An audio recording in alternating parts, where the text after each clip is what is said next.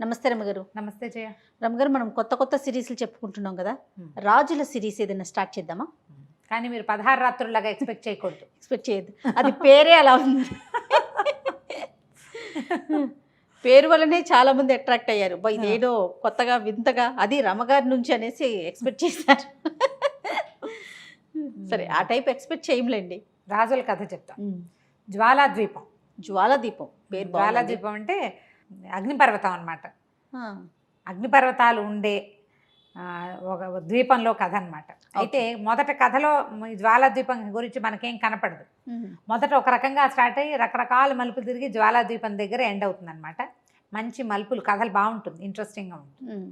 పూర్వం అంట నర్మదా నదీ తీరంలో ధవళగిరి అని ఒక రాజ్యం ఉండేది. దానికి తారకేశ్వరుడు అని ఒక రాజుగారు. ఆయనకి 2 కుమారులు ఉన్నారు, శూరసేనుడు, చిత్రసేనుడు. ఓకే. అయితే పిల్లలిద్దరు, శూరసేనుడు ఒక 24 ఏళ్లవాడు, అతను రాజు అవుతాడు ధవళగిరికి. రెండో వాడు 18-19 సంవత్సరాల చిత్రసేనుడు. వీళ్ళిద్దరూ కలిసి ఒకరోజు ఆ ధవళగిరికి చుట్టుపక్కల ఉన్న ఒక అడవిలోకి వేటకెళ్ళారు. 2 గుర్రాలు వేసుకుని. మామూలుగా రాజకుమారులు ఇలా వెళ్తారు కదా, వెళ్ళారు. వెళ్ళేసి బాగా తిరిగారు. అంతా తిరిగేసరికి చివరికి కొంచెం కొంత దూరం వెళ్ళిన తర్వాత వాళ్ళకి దగ్గరలోనే సింహం వచ్చేసింది. మ్మ్. అదేదో మాటేసి ఏదో ఒక జంతువు కోసం ఉంది. వీళ్ళకి తెలియలా. కొంచెం మంది మార్బలం ఉండి సైనికులు ఉంటే వాళ్ళకి యాను పాను అడవి నిశ్శబ్దంగా అయిపోయింది. పక్షులు కదలటం లేదు, కోతులు కూడా కిచకిచలాడటం లేదు, దగ్గరలో సింహం ఉంది, అవి తెలుస్తాయి. అవును. ఈ కుర్రాళ్ళు వీళ్ళకేం తెలియదు, పసిగట్లేకపోయారా? పసిగట్లయిపోయారు. ఆ గుర్రాలు వేసుకుని వెళ్తున్నారు. అది తప్ప వాళ్ళకి తెలియదు, వెళ్ళటం రావడం తప్ప. ఏవో బాణాలు, కత్తులు ఉన్నాయి అంతే. అయితే ఏమైంది, సరిగ్గా సింహం ఎక్కడ మాట వేసుకుని ఉందో అటువైపు వెళ్ళిపోయారు. తన వేటకి అడ్డం వచ్చిన వీళ్ళ మీదకి దూకింది సింహం. సింహాన్ని చూసేసరికల్లా గుర్రాలు 2 బెదిరిపోయినాయి. వీళ్ళు ఆపలేకపోయారు. ఆ గుర్రాలు ఏమిటి, అడవిలో తిరగడానికి అలవాటు పడ్డవి కాదవి. దాంతో చేరో పక్కకి పరుగు తీసేసి అన్నదమ్ములు ఇద్దరు గుర్రాలతో సహా ఆ అబ్బాయి ఒకవైపు, ఈ అబ్బాయి ఒకవైపు వెళ్ళిపోయారు. ఓకే. ఈ చిత్రసేనుడి గుర్రం ఎక్కడెక్కడికో తీసుకుపోయింది వాడిని. ఏమిటో ఎక్కడికో వెళ్ళిపోయాడు. ముందుకి వెళ్ళే కొందికి ఎట్లా కనపడిందంటే అది ఇట్లా చీకటిగా ఉన్నట్టు, అన్ని చెట్లు దగ్గరగా ఉన్నట్టు, బయట పైనుంచి వెలుగేది పడట్లేదు, దట్టంగా ఉంది. ఆ లోపలికి వెళ్ళాక ఆ గుర్రం వెర్రెత్తినట్టు పరుగు తీసి, ఈ పిల్లాడు పడిపోతానని దాని మెడ కావలించుకుని ఉన్నాడు ఎట్లాగోట్లా. వెళ్ళి ఒక చోట ఆ గుర్రం కాస్త పడిపోయింది. అయ్యో, కింద పడ్డాడు. ఆ గుర్రం కాస్త నురుగులు కక్కుతూ ప్రాణం వదిలేసింది. ఓహో. ఏం చేస్తాడు, ఇక అన్నయ్య ఉన్నాడేమో అని వెతకటం మొదలుపెట్టాడు. అన్న నడుస్తూ అట్లా నడుస్తుంటే దూరంగా ఏమైందంటే ఒక గుహల్లాగా ఉన్నవి కొన్ని, తర్వాత ఒక జలపాతం, నీరు ఒక వాగులాగా కనపడింది. వాగు కనిపించాక ఇతనికి తట్టింది, తనకి నాలుగు పిడచకట్టుకుపోతోంది. ఓకే. భయంతో నాకు దాహం వేస్తుంది, నాకు ఆకలిస్తుంది అనిపించలా. వాగు నీళ్లు చూశాక దాహం గుర్తొచ్చింది. అన్నయ్య ఏమైపోయాడో, అన్నయ్యని కూడా ఇలాగే గుర్రం ఇంకో పక్కకి తీసుకెళ్ళిపోయింది. ఇక్కడే ఎక్కడికైనా ఒకవేళ ఆ గుర్రం ఇటే వచ్చిందేమో, నేనే దీని వెర్రి పరుగులో చూసుకోలేదేమోనని కేకలు పెడుతూ ఉన్నాడు. అయితే ఈ మంచినీళ్ళు వాగు దగ్గరికి వెళ్ళేసరికి మంచినీళ్ళు తాగాక ఇంకా సత్తు వచ్చింది బయటికి. అన్నా అని గట్టిగా కేకలు పెట్టేసరికి ఏమైంది, అబ్బో ఎవరో నరమానవుడు ఇక్కడికి వచ్చాడే, ఎవడెవరా నాయనా నువ్వు అని ఒక శబ్దం వినిపించింది. అడిలిపోయాడు. నరమానవుడు అనగానే అది అవతలవాడు కాదేమో అనిపిస్తుంది, అంతే కదా. అనిపించేసరికల్లా నువ్వెవరు అని గట్టిగా అరిచేసరికల్లా నేను సిద్ధుణ్ణి, ఈ వాగు దాటి లోపలికి రా అని పిలిచేసరికల్లా ఏమనుకున్నాడంటే నమ్మక కత్తి దూసి వెళ్ళాడు. నువ్వు నాలాంటి వాడివేనని నాకేంటి నమ్మకము, ఇలా ప్రశ్నించాడు కూడా. ప్రశ్నిస్తే ఆయన రమ్మన్నాడు. నువ్వు క్షత్రియ కుమారుడు లాగా ఉన్నావు, నా తపస్సు ధారపోయటానికి ఎవ్వడూ లేడు, సమయానికి వచ్చావు, నా తపస్సు అంతా నీకు ధారపోస్తాను, నువ్వు రా, నా దగ్గరికి రా అని పిలిచాడు. మెల్లిగా వాగు దాటి గుహలాగా ఉన్న ప్రాంతం దగ్గరికి వెళ్ళాడు. లోపలికి వెళ్తే బక్క చిక్కిపోయి ఎముకలు మాత్రమే మిగిలిన ఒక ముది వగ్గు, ఇంత గడ్డం పెరిగిపోయింది, తెల్లగా జుట్టు అంతా తెల్లటి గడ్డం, ఇకనో ఇప్పుడు అని అంత త్రాణ లేకుండా ఉన్నాడు. సరికల్లా మొహమాటం వేసింది ఇతనికి. ఇందాకేమిటో పరుషంగా మాట్లాడాడు, అదే దండం పెట్టాడు. మహానుభావ మీరెవరో తెలియదు నాకు, నేను ఎవరో రాక్షసుడై ఉంటాడు, నరమానవుడని సంబోధించేసరికి నేను అట్లా భావించానంటే ఆయన నవ్వాడు. ఆయన ఎన్ని సంవత్సరాల నుంచో తపస్సు చేసుకుంటూ ఇక్కడ ఉండిపోయాను. ఉమ్. నా తపస్సు సిద్ధిని పొందింది, కానీ నాకు ఇంకా ఆయువు లేదు. నా తపస్సిద్ధిని ఎవరికి దారిపోయాలా, నేను ఇక్కడే చచ్చిపోతే నా తపస్సు వృధా అయిపోతుందని బాధపడుతున్నా. సమయానికి వచ్చావు నువ్వు. ఇదిగో ఇది నా తపస్సు అంతా ఇది చేశాను, ఇదిగో అని ఒక వెదురు బుట్టని వాడి చేతిలో పెట్టాడు, రాజకుమారుడి చేతిలో, చిత్రసేనుడికి. వెదురు బుట్టని టక్కిని ఇట్లా తీయబోయాడు. బుట్టకు మూత తీయబోతే, తీయద్దు, ఇక్కడ తీయబోక, మూత ఓపెన్ చేయొద్దు అసలు. నువ్వు ఇక్కడి నుంచి వెళ్ళాక నీకు ఇక్కడైతే నాకు ఒక ఇల్లు వాకిలి, నాకు ఒక మంచి జీవితం, ఇక్కడ చాలా బాగుంటుందని నువ్వు అనిపిస్తుందో నీకు, అక్కడ ఈ మూత తీయి, అక్కడ తీయి, అప్పటి వరకు మూత తీయబోక అన్నాడు. సరేనన్నాడు. ఈ లోపల ఆయన ఇట్లా ప్రాణం పోతున్నట్టుంది. మహాన్ బాబా, మీ రుణం నేను ఎలా తెచ్చుకోవాలంటే ఏమీ ఇవ్వద్దు నాకు. నువ్వు వెళ్ళేటప్పుడు ఆ గుహకి తలుపు అడ్డంగా ఉంది కదా, ఆ మూలకు ఉన్నటువంటి ఆ కోణాకృతిలో ఉన్న రాయిని దీనికి అడ్డంగా పెట్టేసి, చాలు నువ్వు ఇంకేం చేయక్కర్లేదు, ఇంత మాత్రం చేయి చాలంటే, సరే దండం పెట్టి బయటకు వచ్చాడు. బయటకు వచ్చి ఏం చేశాడు, ఆ కోణంగా ఉన్నటువంటి ఆ రాయిని ఇటు జరిపేశారు కల్లా అది ఇట్లా దడదడలాడుతూ ఆ గుహ ఇట్లా లోపలికి కుంగిపోయింది, భూమిలోకి వెళ్ళిపోయింది. ఇక పైకి రాదు, ఆయన అక్కడ మరణించేశాడు. ఈ కుర్రాడి బుట్ట పుచ్చుకుని ఇక్కడ మంచినీళ్ళు తగ్గడు, ఇవి చూస్తే చెట్ల పళ్ళేవో ఉన్నాయి, 4 కోసు తిన్నాడు. చిత్రసేనుడు నడవటం మొదలుపెట్టాడు. నడుస్తూ ఉంటే నడవగా అన్నయ్య కనిపిస్తాడు. ఇప్పుడు నేను తను ఎట్లా ఇంటికి వెళ్తున్నాడు, అన్నయ్య కూడా అట్లాగే వెళ్తాడు అనుకున్నాడు. అలా వెళ్ళగా ఏమైందంటే, ఒక చోట పెద్ద విశాలమైన 6 బయలు, చిలకలు, కోతులు, పక్షులు, ఎంత రమణీయంగా ఉందో ప్రకృతి. ఎంత బాగుందో అటు ఇటు చూసాడు. ఒక సరదా వచ్చేసి, ఈ బుట్ట మోసుకెళ్తున్నాం, ఇందులో ఏముందో చూద్దాం అనిపించింది. ఆయన ఏం చెప్పాడు, మంచి ప్లేస్లో చెయ్యి దీన్ని అని చెప్పాడు. చిన్నతనం 18-19 ఏళ్ల వాడు ఆ బుట్ట కాస్త ఓపెన్ చేశారు కల్లా పెద్ద వెలుగు వచ్చి, అందులోంచి చాలా పెద్ద వెలుగు, ఒక బ్రహ్మాండమైన మందిరం ఏర్పడింది అక్కడ. నిర్ఘాంతపోయాడు. ఈ బుట్టలోంచే వచ్చింది ఇది. బుట్టలో ఇంత ప్రపంచాన్ని లోపల ఇంత బిల్డింగ్ని ఉంచగలిగిన మహానుభావుడు చెప్పిన మాట వినకపోతేనే, ఇంటికెళ్ళి ధవళగిరి మన రాజ్యంలో పెట్టుకుని ఉంటే మనకెంత ఇల్లు అక్కడ వచ్చేది కదా. ఏం చేయాలి ఇప్పుడు, ఏం చెయ్యాలో తెలియలే. చాలా బిక్కమొహం వేసేసుకుని ఉన్నాడనమాట. నుంచునున్నాడు, ఏం చేయాలో తెలియకుండా అటు ఇటు చూస్తున్నాడు. చూస్తుంటే ఈ లోపల పెద్ద కేకలు కట్టండి, ఎవడరా నువ్వు అని. ఈసారి ఒకడు పెద్ద బ్రహ్మాండమైన జెయింట్ పర్సనాలిటీ, సుమారుగా 14 అడుగులున్న ఒక మహారాక్షసుడు రాతి గదని ఒక దాన్ని భుజం మీద పెట్టుకుని నడిచొచ్చాడు. ఎవడరా నువ్వు అనుకుంటూ, అసలు ఏమిటి ఇక్కడ, నా ఊళ్ళోకి ఎందుకు వచ్చావు, నా ప్లేసు ఎడవంతా నాది, ఈ బొమ్మరిల్లు నువ్వు కట్టిందేనా అన్నాడు. అనేసరికల్లా అవును అన్నాడు. ఒప్పుకున్నాడు, అది నాదేనన్నాడు. అనేసరికల్లా ఎంత ధైర్యం, నువ్వు ఇక్కడ కడతావా, నువ్వు అసలు ఎవడివి ఏమిటి అని నిలదీసేసరికల్లా చెప్పాడు. నా అంతటి నేను చేయలేదు, ఒక మహానుభావుడు ఇచ్చినా ఎవడిచ్చినా సరే అని, నువ్వెవరు ఏమిటి అని అడిగితే నేను ధవళగిరి రాజకుమారుణ్ణి, నా పేరు చిత్రసేనుడు, ఇప్పుడు ఈ రాజ్యం నాది. ఓహో, ఈ రాజ్యానికి నేను నా బిల్డింగ్ ఎక్కడుంటే నేను అక్కడ రాజ్యానికి నేనే రాజును. అనేసరికల్లా ఉగ్రాక్షుడు, నువ్వు ఎంతున్నావు, భూమి జానుడు అయినా నీకు ఇంత పొగరా, మరి ఇక్కడ నా దగ్గర ఉన్నందుకు నాకు కప్పని చెల్లించాలి నువ్వు. ఇక్కడ ఎవరైనా సరే నరమాంస భక్షకులం మేము, మాకు కప్పాలు చెల్లించవలసిందే. అనేసరికల్లా సరే ఏం కావాలో చెప్పన్నాడు. ఇప్పుడేం అడగను, నీ కొడుకు పుడితే, నువ్వు పెళ్లి చేసుకున్నాక అనలేదు, నీ కొడుకు పుడితే నీ సంతానంలో మొదటి కొడుకుని నాకు ఇచ్చేయాలి. ఓహో, అదే నువ్వు నాకు ఇవ్వగలిగే కప్పం, పిల్లాడిని నాకు ఇవ్వమన్నాడు. వీడు నిర్ఘాంతపోయాడు. నాకు ఇంకా 18 ఏళ్ళు, నాకు పెళ్ళే కాలేదు, నాకు పిల్లాడు ఎప్పుడు పుడతాడు.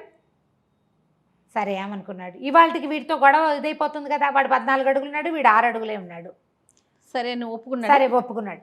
అలాగే నా పిల్లల్లో జ్యేష్ఠుడిని నీకు ఇస్తానని ఒప్పుకున్నాడు. ఓహో, సరే ఆనందంగా వెళ్ళిపోయాడు ఉగ్రాక్షుడు. అతని పేరు ఉగ్రాక్షుడు. ఓహో, అక్కడ రాతి కదా భుజాన్ని వేసుకున్నాడు, నడుచుకుంటూ పోయాడు. ఇతను అటు ఇటు చూసేసరికల్లా ఎవరో కొంతమంది మనుషులు పరిగెత్తుకుంటూ వస్తున్నారు. మహారాజా ఇక్కడున్నారా, ఇంత సమయం అయింది, వేట అయిందా, వ్యాఖ్యాలు అయిందా, వేట అయిందా అని అడుగుతున్నారు. నన్నేనా అన్నాడు. మిమ్మల్ని మహారాజా, మీరు అలసిపోయినట్టుగా అనిపిస్తున్నారు, ఉండండి మేనాలు తెప్పిస్తామన్నారు. ఈయన ఒపీయన ఊదాడు నోట్లోంచి, ఏదో ఒక బోరా తీసిలో జేబులోంచి. ఒక 5-6 వచ్చారు, మేనా మోసుకొచ్చారు. ఎక్కి కూర్చోండి అన్నారు. ఎక్కి కూర్చున్నాడు. కూర్చోగానే ఓహం అని మోసిపోయారు. ఆ బిల్డింగ్ తెరుచుకుంది, లోపలికి వెళ్ళారు. అన్ని చోట్ల సైనికులు వాళ్ళు వీళ్ళు వ్యవహారం బోల్డంతుంది. తను ఆశ్చర్యంగా చూస్తున్నాడు. ఇది ఒట్టి బిల్డింగ్ కాదు, అదొక మహాసామ్రాజ్యం. అందులో సమస్తమైన వ్యక్తులు ఉన్నారు. వెల్ సెటిల్డ్గా ఉంది. అక్కడి నుంచి లోపలికి వచ్చేసరికి ఈ లోపల నగరాధ్యక్షుడు ఎవరో ఒకడు వచ్చాడు, కోశాధ్యక్షుడు. ఏమేమి ఉన్నాయో నగలు నాణ్యాలు చెప్పడానికి వచ్చాడని. ఓహో. మహారాజు గారు అలసిపోయారు. ఆయన నడవలేకుండా ఉంటే మేనాల్లో తీసుకొచ్చాం, ఇప్పుడు ఏం పెట్టపోకుండా అవన్నీ రేపు పొద్దున ఉదయం నిద్ర లేచాక మాట్లాడతారు, ప్రస్తుతానికి రెస్ట్ ఇద్దామని చెప్పారు. మేనాలు లోపలికి వెళ్ళాడు. లోపలికి వెళ్ళగానే ఈయనకి స్నానానికి ఏర్పాట్లనే స్నానశాల ధవళగిరిలో కంటే బాగుంది. అక్కడి నుంచి భోజనం వచ్చింది, బ్రహ్మాండమైన భోజనం. పొద్దునుంచి ఇప్పుడు పొద్దున బయలుదేరారు వీళ్ళు. మధ్యాహ్నానికి సిద్ధుడిని చూశాడు, సాయంత్రానికి ఇక్కడికి తేలాడు. బిల్డింగ్తో సొంత రాజ్యంతో తయారైపోయాడు. అక్కడి నుంచి ఏమైంది, సరే భోజనం చేశాడు, ఆకలేసేస్తోంది, తిన్నాడు, పడుకున్నాడు. తెల్లవారు లేచాక మంత్రులు, సైన్యాధిపతులు, కోశాధ్యక్షుడు ఎంతమంది వచ్చారు, ప్రతి వాళ్ళు వచ్చి పలకరిస్తున్నారు, లేచారా అని. సరే ఇప్పుడు ఈ రాజ్యం ఎక్కడుందో తెలుసుకోవాలి. ధవళగిరికి దగ్గరలో ఉంది. సరే ఏం చెప్పాడు, ధవళగిరి రాజుగారికి మీ కుమారుడు చిత్రసేనుడు క్షేమంగా ఉన్నాడని, ఇక్కడ ఒక రాజ్యాన్ని ఏర్పరచుకుని ఉన్నాడని ఒక కబురు పంపించండి అని. సాయంత్రం కాకుండానే వాళ్ళ నాన్న పరిగెత్తుకుంటూ వచ్చేసాడు. ఏమిట్రా నాయన అనుకుంటా, ఏమిటిది, ఎట్లా సార్ ఈ రాజ్యం ఎట్లా కుదిరింది నీకంటే, ఇవన్నీ తర్వాత చెప్తాను ఉండండి అని అందరినీ పంపించేశాక ఆయనకి చెప్పాడు, ఇట్లా జరిగింది, నేను ఈ పని చేశాను. ఈ లోపల ఉగ్రాక్షుడు అనే ఒక రాక్షసుడు వాడి ప్రాంతానికి కాపుట, వాడేమో జ్యేష్ఠ కుమారుడిని ఇవ్వమన్నాడు. అనగానే రాజు తలపడి, ఊరే రాజ్యాల్లో ఎప్పుడు జ్యేష్ఠుడికి చాలా ఇంపార్టెన్సు, వాడిని ఎలా ఇస్తాను, వాడిని ఎట్లా ఇస్తాం అంటే ఇప్పుడు కాదు కదండి, తర్వాత ఎప్పుడో జరిగే సంగతి, అప్పుడు చూద్దాం ఆనాటికి ఉగ్రాక్షుడిని ఎట్లా మాయ చేయాలో, ప్రస్తుతానికైతే జరిగిపోయింది కదా అని చెప్పాడు. ఇంతలో ఏమైందంటే కొంతమంది ప్రజలు వచ్చారు లోపలికి, కోట లోపలికి వచ్చి గోలుని అరుస్తున్నారు, కేకలు పెడుతున్నారు. ఏం జరిగింది అంటే, నరమాంస భక్షకులు కొంతమంది ఊళ్ళో వాళ్ళని మనుషుల్ని ఎత్తుకుపోతున్నారు ఓకే అని చెప్తున్నారు. ఈయన ఏమనుకున్నాడంటే, నరమాంస భక్షకుడు అంటే ఉగ్రాక్షుడు అయి ఉండాలి. సరే అదేమిటో నేను చూస్తానని చెప్పాడు. ఇక్కడ ఆగుదాం కథ. ఇలా మొదలైన కథ బోల్డని మలుపులు తిరిగి చివరికి జ్వాలాద్వీపంలోకి చేరుతుంది. ఈ ఉగ్రాక్షుడి మనుషులు నరరూప రాక్షసులు, నరమాంస భక్షకులు ఎవరో ఊళ్ళలో జనాల్ని తీసుకెళ్ళిపోతున్నారు. తన నమ్మల, ఎందుకంటే ఉగ్రాక్షుడు చిత్రసేనుడు మాట్లాడుకున్నారు ముందు. ఏమన్నాడు ఉగ్రాక్షుడు, సరే ఇదంతా నాది, ఈ అడవంతా నువ్వు ఇల్లు కట్టుకున్నావు కాబట్టి ఇది నీదంటున్నావు కాబట్టి, ఇది ఇల్లు నీకు కుదిరింది కాబట్టి శిస్తు కట్టాలి, శిస్తు కట్టు, నీ పిల్లాన్ని నాకు అప్పచెప్పు అన్నాడు. అతను వీళ్ళని చంపేస్తాడని తీసుకెళ్ళిపోతాడని అనుకోలే, తన పాలనలో ఉన్న ప్రదేశం అని చెప్పాడు కదా, అందుకని నమ్మక వాళ్ళని అడిగాడు, బాబు ఎవరైనా మీరు చూసారా ఉగ్రాక్షుడు వీళ్ళేనా అంటే, ఈ గ్రామస్తులు కొందరు ఏం చెప్పారంటే, అట్లా కాదండి, కొంతసార్లు వాళ్ళు తప్పి తగిలి మనుషుల్ని తీసుకెళ్ళటం, జంతువుల్ని, గేదెల్ని, ఆవుల్ని అలా చూసాం, కానీ పర్టికులర్గా వాళ్ళు మనుషుల్నే తీసుకెళ్ళటం మాత్రం మేము చూడలే. వాళ్ళు జంతువుల్ని, పక్షుల్ని, కోళ్ళని వాటిని పట్టుకుపోవటం మాకు తెలుసు, చూస్తూనే ఉండగానే పట్టుకుపోతారు, రాక్షసుల్లా ఉంటారు. మనుషుల్ని పట్టుకెళ్ళగా మేము ఎప్పుడూ చూడలే, కానీ వాళ్ళు నరమాంస భక్షకులు కాబట్టి తీసుకుపోయి ఉంటారని భావిస్తున్నాం. ఊహ, ఎవరో మాకు తెలియదు. మనుషులైతే మాయమైపోతున్నారు. వాళ్ళు రాత్రివేళ తెల్లవారుజామున కూడా, వాళ్ళు అంతకుముందు పగటి వేళలే సాయంకాలాలే కనపడేవాళ్ళు అనేసరికల్లా సరే ఏమనుకున్నాడు ఈయన, ఆ ఉగ్రాక్షుడు ఎక్కడుంటాడు అని అడిగాడు. ఎక్కడుంటాడంటే తెలుసు జనాలకు కాస్త సుమారుగా. ఈ మంత్రులు, సైన్యాధిపతి వాళ్ళంతా ఉన్నారుగా, కోశాధికారి, మనకెందుకండి వాడితోటి, మనకెందుకేంటి, ఇది మన పాలనలో ఉన్న రాజ్యం, ఇక్కడి నుంచి ధవళగిరి దాకా మనదే, ఈ చుట్టుపక్కలంతా మనదే, మన పాలనలో ఉన్న ప్రజలు చచ్చిపోతుంటే వాళ్ళని ఎవరైనా తీసుకెళ్ళిపోతుంటే రాజుది కదా కర్తవ్యం. అంతే. నిజానికి చిత్రసేనుడు రాజకుమారుడు, వాళ్ళ తండ్రి రాజ్యానికి రాజు, జ్యేష్ఠుడైన సూరసేనుడే రాజ్యానికి కాబోయే రాజు. అతను ఎప్పుడు రాజ్యాంగంలో పాల్పంచుకోవాలి, తెలీదు, చిన్నపిల్లాడు కూడా, 18-19 సంవత్సరాల వాడు, ఏం తెలుస్తుంది. కానీ ఏదో చెయ్యాలన్న ఒక క్షత్రియ రక్తం వల్ల అలాంటి ఉద్దేశం కలుగుతోందన్నమాట. ఎవడో మన దగ్గరకు వచ్చి చచ్చిపోతున్నాము రక్షించండి అంటే చేయొద్దు మనం. అవును. అక్కడి నుంచి చూశాడు మన దగ్గర ఎంతమంది సైన్యం ఉంది కనుక్కున్నాడు. ఎందుకంటే అతనికి ఏమీ తెలియదు, నిన్న సాయంత్రం వచ్చాడు. ఇక్కడ ఉన్న సైన్యాధిపతి అందరూ కొత్తే, వాళ్ళంతా ఎందుకున్నారో, ఎక్కడి నుంచి వచ్చారో, ఎలా ఊడిపడ్డారో వాడికి తెలియదు అసలు. ఈ అబ్బాయికి సైనికులు ఎక్కడారంటే ఇదిగో పైకి ఎక్కిచ్చాడు, చూపించాడు, ఇదిగోండి మన సైనికులే. చుట్టూతా ఏంటంటే కొన్ని వేల మంది సైనికులు దారంతా చదును చేస్తున్నారు. ఎందుకంటే వాళ్ళకి ఇల్లు వాకిళ్ళు ఏం లేవు, ఈ కోటతో పాటే పుట్టారు వాళ్ళంతా సడన్గా. ఓహో. ఆయన యొక్క మంత్రబలంతో ఆ 1000 మందిని చూసేసరికి ఆ సిద్ధుడి మీద ఎంత భక్తి కలిగిందో ఇతనికి. నువ్వెక్కడో మహానుభావుడు, ఇంత సైన్యాన్ని ఇచ్చావు నాకు, నీ కనీసం నీ కోరిక మేరకి నీకున్న ఏమంటారు నీ జప ఫలితానికి నేను కొంచెం న్యాయం చేయాలి, నీకు అన్యాయం చేయకూడదు అనుకున్నాడు. సరే వీళ్ళదంతా ప్లేసెస్ చదువు చేస్తున్నారు, ఇళ్ళు బాకిళ్ళు ఏర్పాటు చేసుకుంటున్నారు, ఈ కోల్లో ఉన్నారు. అయితే సైన్యాధిపతిని అన్నాడు, పద మనం వెళ్ళి వాడిని చూసేద్దామంటే ఉనికిపోయాడు. అమ్మో అన్నాడు, ఇప్పుడే కదరా నా కోసం ప్రాణమైనా ఇస్తానన్నావు, రాక్షసుని చూసి భయపడతావా, నీలాంటి వాళ్ళేనా వాళ్ళందరూ కూడా అంటే, కాదు అందరం మేము ధైర్యస్తులమే, కాకపోతే రాక్షసులతో ప్రయత్నం అంటే కొంచెం భయం అనిపిస్తుంది కదా, ఆలోచించండి అన్నాడు. ఆలోచించేది ఏం లేదు, మనం వెళ్ళవలసిందే, మాట్లాడకుండా ఇది కుదరదు.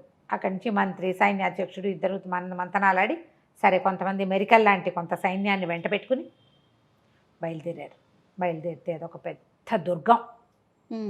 ఆ దగ్గరికి వెళ్ళేసరికల్లా కొంతమంది రాక్షసులు వీళ్ళకి ఎదురొచ్చారు, పక్కపక్క నవ్వుతూ, అబ్బో ఇవాళ మనకు కావాల్సిన ఆహారం మన వాకిట్లోకే వచ్చేసిందని తాట తీస్తాను పిచ్చి పిచ్చి వేషాలు వేస్తే అన్నాడు వీడు, ఇది నా రాజ్యం, అసలు మధ్యలో ఉన్న భవనం నాది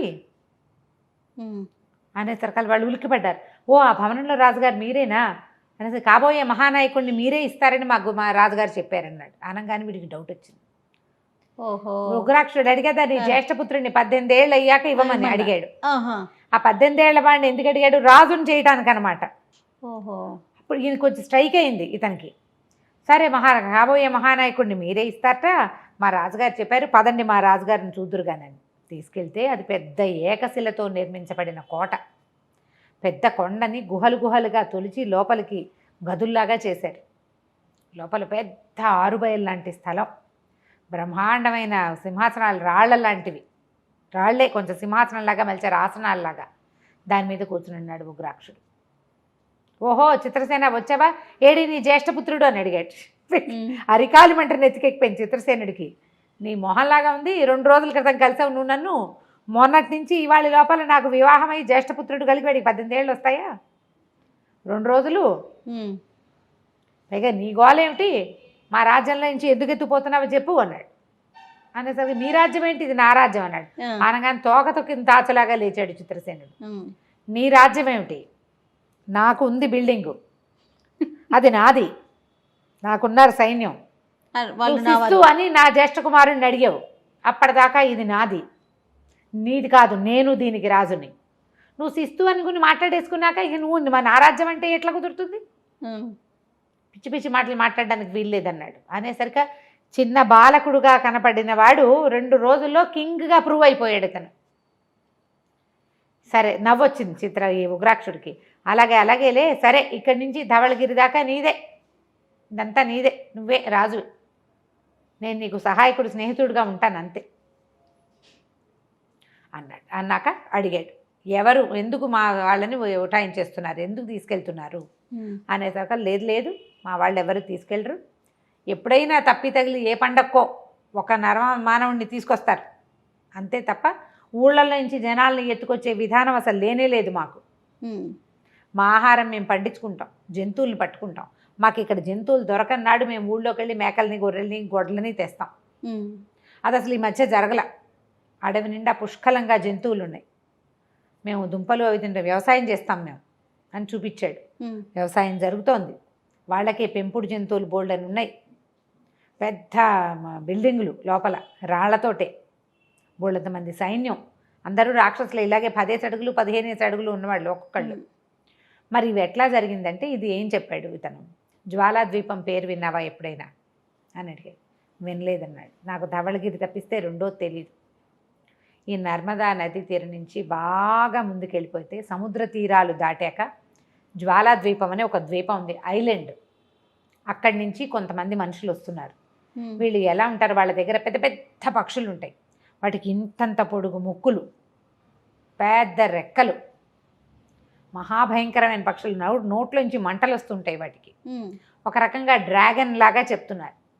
అపరిమితమైన పదునైన గోళ్ళు, ముక్కు, దాని మీద పులివేషం వేసుకున్నటువంటి పులిరాయిళ్ళు వాళ్ళు వస్తున్నారు. వాళ్లే మనుషుల్ని తీసుకెళ్ళిపోతున్నారు. ఇదివరకు మా మీద కూడా వస్తే మా సైనికులు మన నిప్పులు చూపించి వాటిని బెదరగొట్టారు. మేము పట్టుకోవడానికి ప్రయత్నం చేశాం.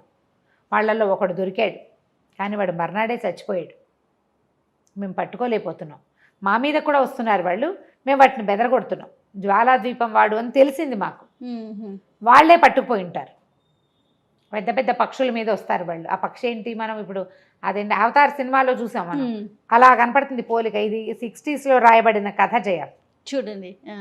60లో రాయబడింది. ఈ పెద్ద ముక్కు, నోట్లోంచి మంటలు, పెద్ద పెద్ద రెక్కలు, ఎక్కడికైనా ఊహించారు చూడండి. అక్కడి నుంచి చెప్పాడు. చెప్పేసరికల్లా సరే ఇప్పుడు ఇవి ఎక్కడికి వచ్చాయి, ఏమి వచ్చాయంటే ఈ లోపల కొంతమంది సైనికులు పరిగెత్తుకొచ్చారు. పక్షి పులిరాయిళ్ళు తిరుగుతున్నారు రండని. ఆశ్చర్యపోయారు. వీళ్ళంతా భోజనాలు చేసిన వాళ్ళు పరిగెత్తుకుంటూ భోజనం ఆపేసి 2 ముద్దలు కుక్కుని ఎట్లా కొట్లా పరిగెత్తారు అక్కడికి. పరిగెడితే ఫస్ట్ టైం చూశాడు అతని జీవితంలో. చాలా పెద్ద పక్షులు, అవి అసలు రెక్కలు అల్లాడిస్తుంటే మామూలుగా లేదు. మీదకి వస్తే భయం వేస్తుంది. దాని ముక్కు ఇనప ముక్కులాగా ఉంది, బాగా ఇంత పొడుగు ముక్కు. ఆ ముక్కు తగిలినా, ఆ గోళ్ళు తగిలినా, ఆ రెక్కల గాలికి అల్లాడిపోతున్నారు. ఎక్కడ అసలు ఆగేలాగా లేదు. వాళ్ళు ఏం చేస్తున్నారు, వీళ్ళు ఏం చేశారంటే ఒక చెట్ల వెనకాల దాక్కుని చూడటం మొదలెట్టారు. వాళ్ళు ఈలలు వేస్తున్నారు, సంభాషణ లేదు, విజిల్స్ తోటి కమ్యూనికేట్ చేసుకుంటున్నారు. వాళ్ళు ఆ ఊళ్ళ మీదకి వెళ్ళటానికి ఒక చోట దిగి, కాస్త నెరాబాగా ఉన్న చోట దిగి అటువైపు ప్రయాణం చేస్తున్నారు. ఈ వెనకాల సందడి విని ఇక్కడ ఎవరో ఉన్నారని పరిగెత్తుకొచ్చారు ఇటు. పక్షులు పరిగెత్తుకొచ్చేస్తున్నాయి మీదకి, మామూలుగా లేదు. అక్కడి నుంచి వాళ్ళు కలిసి దొమ్మికి దిగారు. వాళ్ళు కొంతమంది వచ్చారు, పులిరాయిళ్ళు, పెద్ద తోకలు, మొహం అంతా పులి వీటితోటి కప్పబడి ఉండి, పులి మొహాలు లాంటివి, తర్వాత శరీరం మీద పులులు లాంటి కవచాలు. చూస్తే వెంటనే అడులుతారనమాట. అదే మనుషుల్లాగానే ఉన్నారు వాళ్ళు. వాళ్ళ బలం అంతా పక్షులు. రెండోది వీళ్ళ వేషం. వాళ్ళంతా చురుకైన వాళ్ళు కాదు, వాళ్ళకి బలమే పక్షి అంతే. అక్కడి నుంచి వాళ్ళు ఈ లోపల ఉగ్రాక్షుడు తాలూకు ఇంకెవరైనా ఉన్నారంటే వాడి సైనికులంతా వచ్చారు. వాళ్ళు కలిసి యథాశక్తి యుద్ధం చేశారు. ఆ పులిరాయిలు మొట్టమొదట కనపడింది 2 పక్షులు, 2 మనుషులు. వీళ్ళ ఈలలు వేసేసరికల్లా డజన్ల కొద్దీ దిగినాయి అవి. వాళ్ళు కలిసి చెడా మాడా యుద్ధం చేశారు. చివరికి నిప్పులు చూపించేసరికల్లా పారిపోయారు. వాళ్ళు కూడా పక్షులు పారిపోయారు. వీళ్ళకి కనపడడం కోసం రాక్షసులు కాగడాలు తెచ్చారు. మనుషులు కూడా ఉన్నారు ఇక్కడ. ఎవరెవరు వచ్చారు? చిత్రసేనుడు, అతని సైన్యాధిపతి, అతని తాలూకు సైనికులు. వాళ్ళు ఉగ్రాక్షుడు సైనికులు. ఎంత ప్రయత్నం చేసినా ఉగ్రాక్షుడిని తెక్కొట్టేసింది పక్షి ఒకటి. దాని ముక్కు ఇంత పొడుగుంది. వీడు రాతి గద దాన్ని ఏం చేయట్లా, గద ముక్కలు చెక్కలు చేసేస్తుంది. అది బాగా ఎత్తి విసిరేసింది, రెక్కలతో కొట్టేసింది, గట్టి దెబ్బలు. అక్కడి నుంచి తెల్లవారుతుండగా వాళ్ళు వెళ్ళిపోయారు. వీళ్ళంతా పరిల్లు చూసుకుంటే ఏముంది, ఉగ్రాక్షుడు దెబ్బ తగిలి నేల మీద పడిపోయి ఉన్నాడు. చిత్రసేనుడికి దెబ్బలేం తగలేదు. అతను వెనక్కి తప్పుకుంటూనే ఉన్నాడు. తన దగ్గరకు వచ్చిన వాళ్ళ మీదే యుద్ధం చేశాడు, కానీ అతను పక్షుల జోలికి వెళ్ళాల. బట్ తెలుస్తోంది వాటి ముక్కు, వాటి గోళ్ళు, వాటితోటి మనం రక్షించబడలేము అని. ఉగ్రాక్షుడికి ఏంటంటే తల అది ఎక్కువ అనమాట. నేను చాలా బ్రహ్మాండ నాయకుడి, ఇదంతా నాదే, నేను ఎక్కడా తగ్గనని అతను పక్షుల మీదకి వెళ్ళాడు. ఆ పక్షులేమో చితకొట్టేసినాయి. దానదినా తెల్లవారాక చూసుకుంటే ఏముంది, వీళ్ళలో ఒకడు పోయాడు. చాలామందికి దెబ్బలు తగిలాయి. ఉగ్రాక్షుడు చితకొట్టబడ్డాడు. వాళ్ళు ఒకళ్ళు కూడా దొరకలేదు. వాళ్ళకేం అవల. దెబ్బలు తగిలిన పులిరాయిళ్ళంతా పక్షుల మీదకి పారిపోయారు. ఏం ఉగ్రాక్ష, ఏమిటి సంగతి, పర్వాలేదా అని అడిగాడు చిత్రసేనుడు. పర్వాలేదు, 10 రోజులు మంచం పట్టాల్సి వస్తుందేమో, ప్రాణాపాయం చేసేంత చేయలేకపోయింది. అది మనిషి అయితే చచ్చిపోయేవాడు, వాడు బండ రాక్షసుడు కాబట్టి బతికున్నాడు అనమాట. ఇప్పుడు ఏం చెయ్యాలి వీటికి, ఇవి ఏ పక్కనకి వాళ్తున్నాయో చూసుకోవాలి. అక్కడి నుంచి చిత్రసేనుడు ఏమన్నాడంటే, నీ తెలివి వీటికి చాలదు, నా మాట విను, కొంతమంది గూఢచారులను పంపిస్తాం. ఇవి ఇప్పుడు ఈ రాత్రి ఇక్కడ దిగాయి, రేపు ఎక్కడ దిగిపోతాయి, ఎల్లుండి ఎక్కడ దిగిపోతున్నాయి, ఎక్కడైనా పొలకు కనపడంగానే మనకి ఆసరా వచ్చి మనం పరిగెత్తుకుంటూ అక్కడికి వెళ్ళేలాగా ప్లాన్ చేసుకోవాలి. ఇట్లా చేద్దామని చెప్పాడు. చెప్పి ఇక తన రాజ్యం జోలికి వెళ్ళాల, ఇక్కడే ఉన్నాడనమాట వీళ్ళతో పాటే. ఉగ్రాక్షుడు ఏంటంటే ఇప్పుడు రేపు తమ కాబోయే రాజుని ఇవ్వబోతున్నాడు కదా. ఇక ఉగ్రాక్షుడి కోటలో ఎంత బంగారం ఉందో, ఎన్ని రత్నాలు వజ్రాలు ఎన్ని కనపడ్డాయో చూపించాడు. నేను ఇవన్నీ పెట్టుకున్నాను. ఇతను అడిగాడు, మీరు రాక్షసులు కదా, మీకు ఎందుకంటే రేపు నాటికి 18 ఏళ్ల తర్వాత జరగబోయే ఒక మహాపర్వానికి ఉపయోగపడతాయని ఉంచానన్నాడు. ఈయనకి తన జ్యేష్ఠపుత్రుడికి 18 ఏళ్ల తర్వాత జరగబోయేదానికి ఏదో అటాచ్మెంట్ ఉందని అనిపించింది. మనుషులకే కాదు మాకు కూడా అవసరాలు ఉంటాయి, మేము ఏదైనా చేయడానికి కావాల్సి వస్తుందని సేకరించి పెట్టానని చెప్తాడు. ఎంత ఉంటుందో బంగారం లోపల, సంచులు కట్టినా సరే అలాగే ఉంటూ ఉంటుందన్నమాట. ఉగ్రాక్షుడి దగ్గర వాళ్ళ తండ్రి మా ధవళగిరిలో కూడా అంత బంగారం లేదని భావించాడు అతను. ఉగ్రాక్షుడిని చితకొట్టేసాయి పక్షులు, పడిపోయాడు. సరే ఎట్లా కొట్లా లేవదీశారు వాళ్ళంతా కలిసి. పాపం ఈయన జాలేసింది చిత్రసేనుడికి. అయ్యో నీకు బాగా గట్టిగా దెబ్బలు తగిలినాయి అంటే భయం వేసిందనమాట ఉగ్రాక్షుడికి. ఇట్లా వీళ్ళ కోసం వీళ్ళకి దొరికిపోతున్నామే ఒక పిచ్చి పక్షులు. మామూలుగా అయితే గట్టిగా వడిసెలు విసిరితే పడిపోవాల్సినవి అవి అంత పెద్దగా ఉండటం ఏమిటో, వాటి నోట్లోంచి నిప్పులు రావటం ఏమిటో, వాళ్ళు అక్కడెక్కడి నుంచో వచ్చి ఇక్కడి నుంచి వచ్చి ఎవరినో తీసుకెళ్ళిపోవటం ఏమిటో తెలియటం లేదు. ఎట్లా కొట్లా ఇది సెట్ చేయాలి దీన్ని. సరే లేచి నిలబెట్టారు, ఒళ్ళు విరుచుకున్నాడు. ఒళ్ళు మీ అక్కడ ఇక్కడ దెబ్బలు గీసుకుపోయినాయి, ముక్కులు గోళ్ళు అన్నీ పుళ్ళుగా అయిపోయింది ఒళ్ళంతా. రాతి కదా భుజాన్ని వేసుకున్నాడు. మెల్లిగా నీరసంగా అడుగులు వేస్తుంటే ఏవో చిత్రసేనుడు ఏమన్నాడంటే, వీళ్ళు ఎందుకు వస్తున్నారో తెలుసా అసలు మనకి? ఈ జ్వాలాద్వీపం పేరు తెలుసు మనకి, అసలు అది ఎక్కడుందో తెలియదు. దాని మీద ఉండే వాళ్ళు ఉన్నారు పులిరాయిళ్ళు, పులివేషాలు వేసుకుని వస్తున్నారు. తోకలు అంటే బట్టలు టైట్గా, మొహాలకి ముసుగులు లాంటివి వేసుకుని వస్తున్నారు. వాడెవడో తెలియదు, అదేమిటో తెలీదు, ఎందుకో తెలీదు. వచ్చి అరాకొర అక్కడో మనిషిని ఇక్కడో మనిషిని ఎత్తుకెళ్తున్నారు. ఎత్తుకెళ్ళి ఏం చేస్తున్నారు వీళ్ళు? అదే కదా, తింటున్నారా, ఏమైనా పని చేయించుకుంటున్నారా? అసలు ఇక్కడి నుంచి మనుషులు ఎందుకు? మధ్యలో మనుషులు లేరా? వాళ్ళు అక్కడెక్కడో ఉన్నారు, మనకి దగ్గరలో లేదు. మనకి రాజ్యాలు కనపడుతున్నాయి వరుసగా. ధవళగిరి వాళ్ళ నాన్నది, ఇదిగో మనకు వచ్చింది చిత్రరాజ్యం ఒకటి కొత్తది, ఈయనకు అపూర్వ సౌధం ఒకటి ఏర్పడింది కదా, అక్కడి నుంచి కపిలపురం, అవి మనకు తెలుసు. కొంతమంది సామంతులు తెలుసు. ఇక్కడ ఎక్కడా ఇవి లేవు. ఎందుకు వీళ్ళు వస్తున్నారు అంటే ఇప్పుడు మనుషుల కోసం కాదు, చిన్న పని కాదు. ఇప్పుడు వాళ్ళు అంత బలంగా ఉన్నారు. వాళ్ళ దగ్గర ఉన్న పక్షి ఏంటి, 100 మంది మనుషుల్ని అవలీలుగా కొట్టగలదు. ఒక రాక్షసుని పీకి పాకాన్ని పెట్టింది అది. అలాంటివి ఎన్నున్నాయో.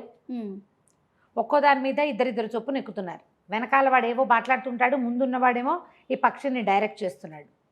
వాళ్ళు చూస్తే బలశాలులుగా ఉన్నారు. రాక్షసులంత బలం లేదు, కానీ మనుషుల కంటే బెటర్గా ఉన్నారు. ఏమిటి వీళ్ళు ఏం చేయబోతున్నారు?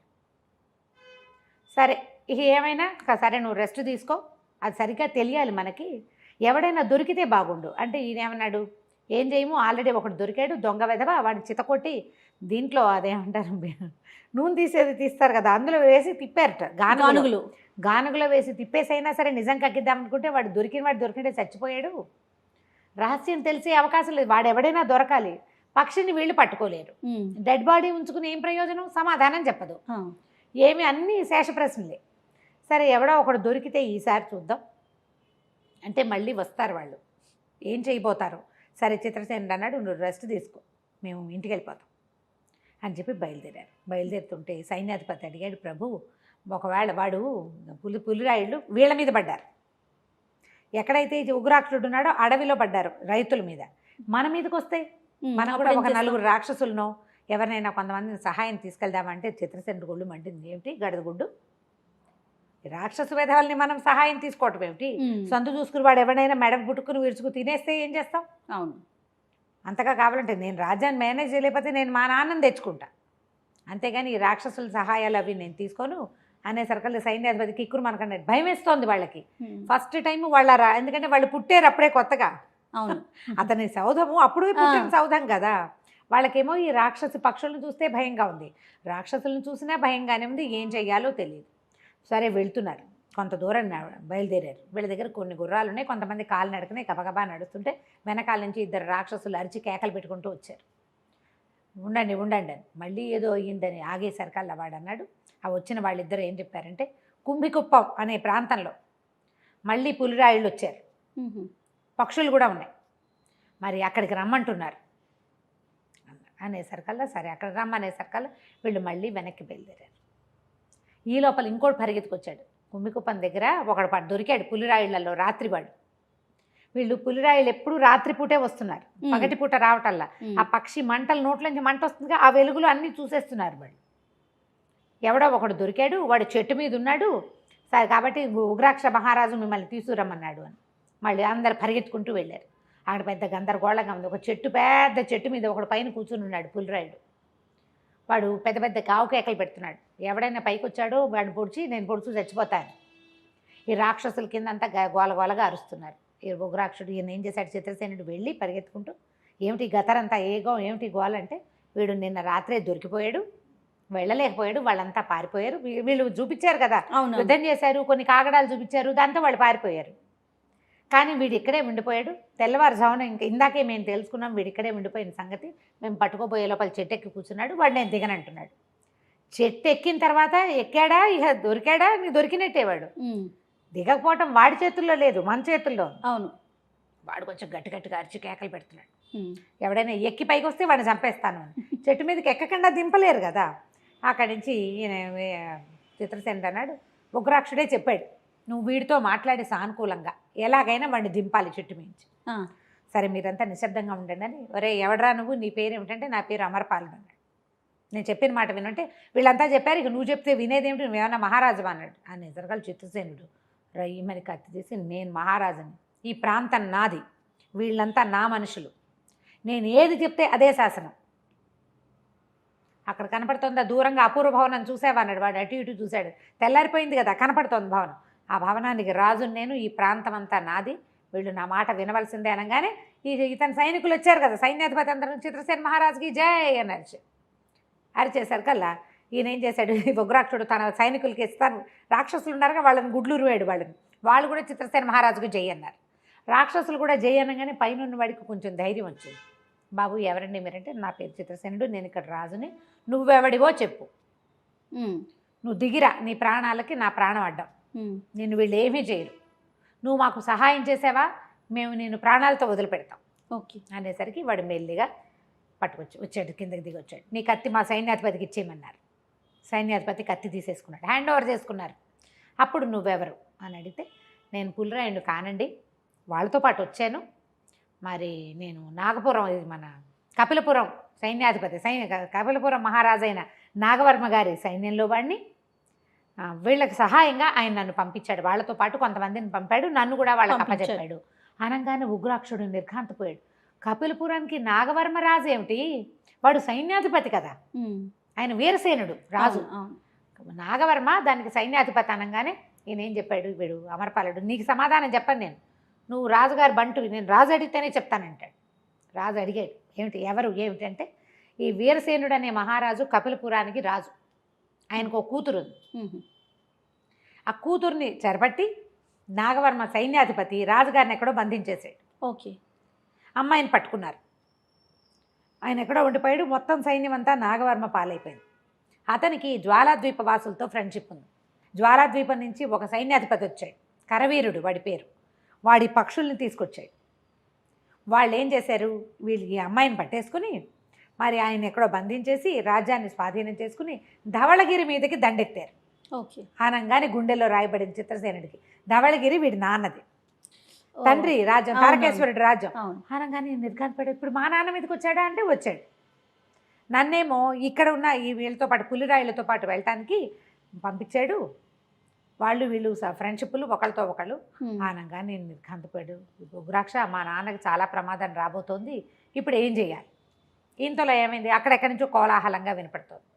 ఏమిటని చూస్తే దూరంగా వాళ్ళకి కనపడుతుంది, తెల్లవారిన తర్వాతే 2 రాకాసి పక్షులు కొన్ని ఆవుల్ని తర్వాతేమో కొన్ని గొర్రెల్ని ఇట్లా పైకి తీసుకెళ్ళిపోతున్నాయి.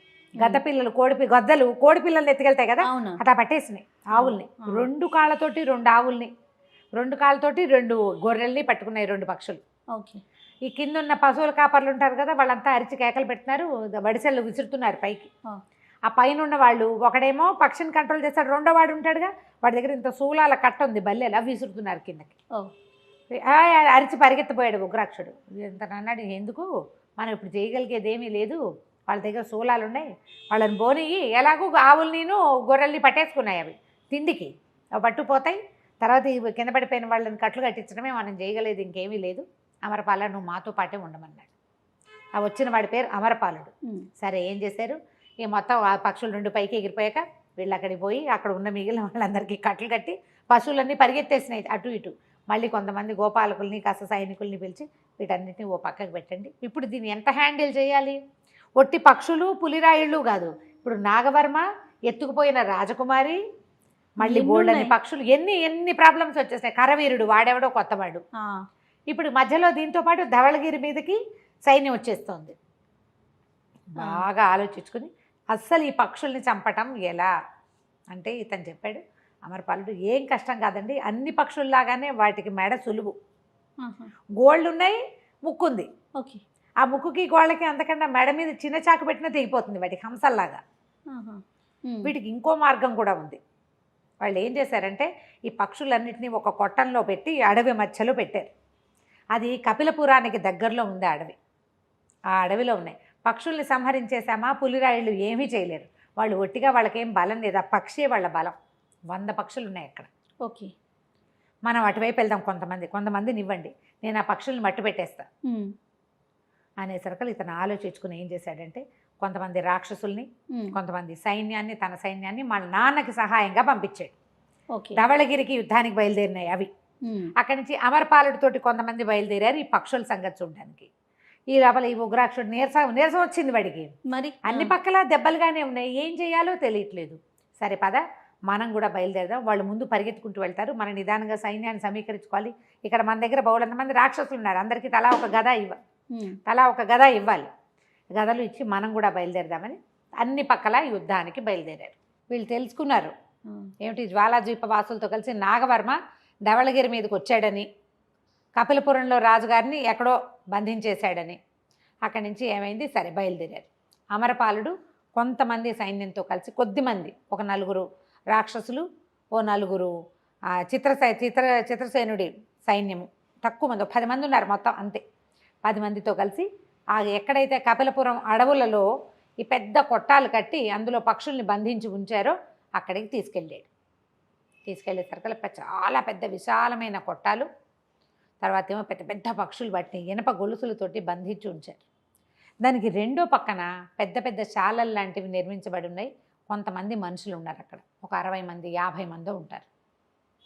సరే ఏం చేశాడు ఇతను, వీళ్ళకి చెప్పాడు, వీళ్ళంతా కూడా కపిలపురం వాళ్ళే సైనికులు, వాళ్ళకి పులిరాయుళ్ళకి సహాయం కోసం వచ్చారు. వాళ్ళు వీటికి కాపలా ఉన్నారు, నేను వెళ్ళి వాళ్ళని పిలుచుకొస్తా. వాళ్ళంతా ఆయుధాలు వదిలిపెట్టి నా దగ్గరికి వచ్చినప్పుడు మీ 10 మంది వాళ్ళ మీద పడి వాళ్ళని కొట్టి చంపేసేయండి, నిర్దాక్షిణ్యంగా చంపేయండి అన్నాడు. అనేసరికి సరే. వాళ్ళు ఏమో మాటను వేసి ఉన్నారు, చిన్న సైన్యం, కానీ ఇందులో ఉన్న వాళ్ళు 5 రాక్షసులు. వాడు ఒక్కోడు 15 మందిని చంపేయగలరు. సరే ఇతను ఏం చేశాడు, అక్కడికి వెళ్ళి చప్పట్లు కొట్టేసరికి వాళ్ళలో కొంతమంది పరిగెత్తుకొచ్చారు. ఏరి మన వాళ్ళంతా ఏరి అంటే ఒక 60 మంది దాకా ఉన్నారు. వాళ్ళు అంతా వచ్చేసారు బయటికి. వచ్చేసి వచ్చావా అని అడిగారు. పులిరాయుళ్ళు దొంగ వెధవలు నేను అక్కడ వదిలిపెట్టి వచ్చేసారు. పులివాడు కూడా అదే చెప్పాడనమాట. అమరపాలుడి బాధ అదే, వాళ్ళతో పాటు నన్ను పంపాడు, వాళ్ళేమో మనమంతా ఒకటి, మనమంతా కలిసి చేద్దామని మీరంతా వాళ్ళ మీద పడేసరికి నన్ను వదిలిపెట్టి వెళ్ళిపోయారు. పులిరాయుడు వాళ్ళు ఒరిజినల్ వాళ్ళు, ఇతను ఒక్కడే మనిషి, మామూలు వాడు.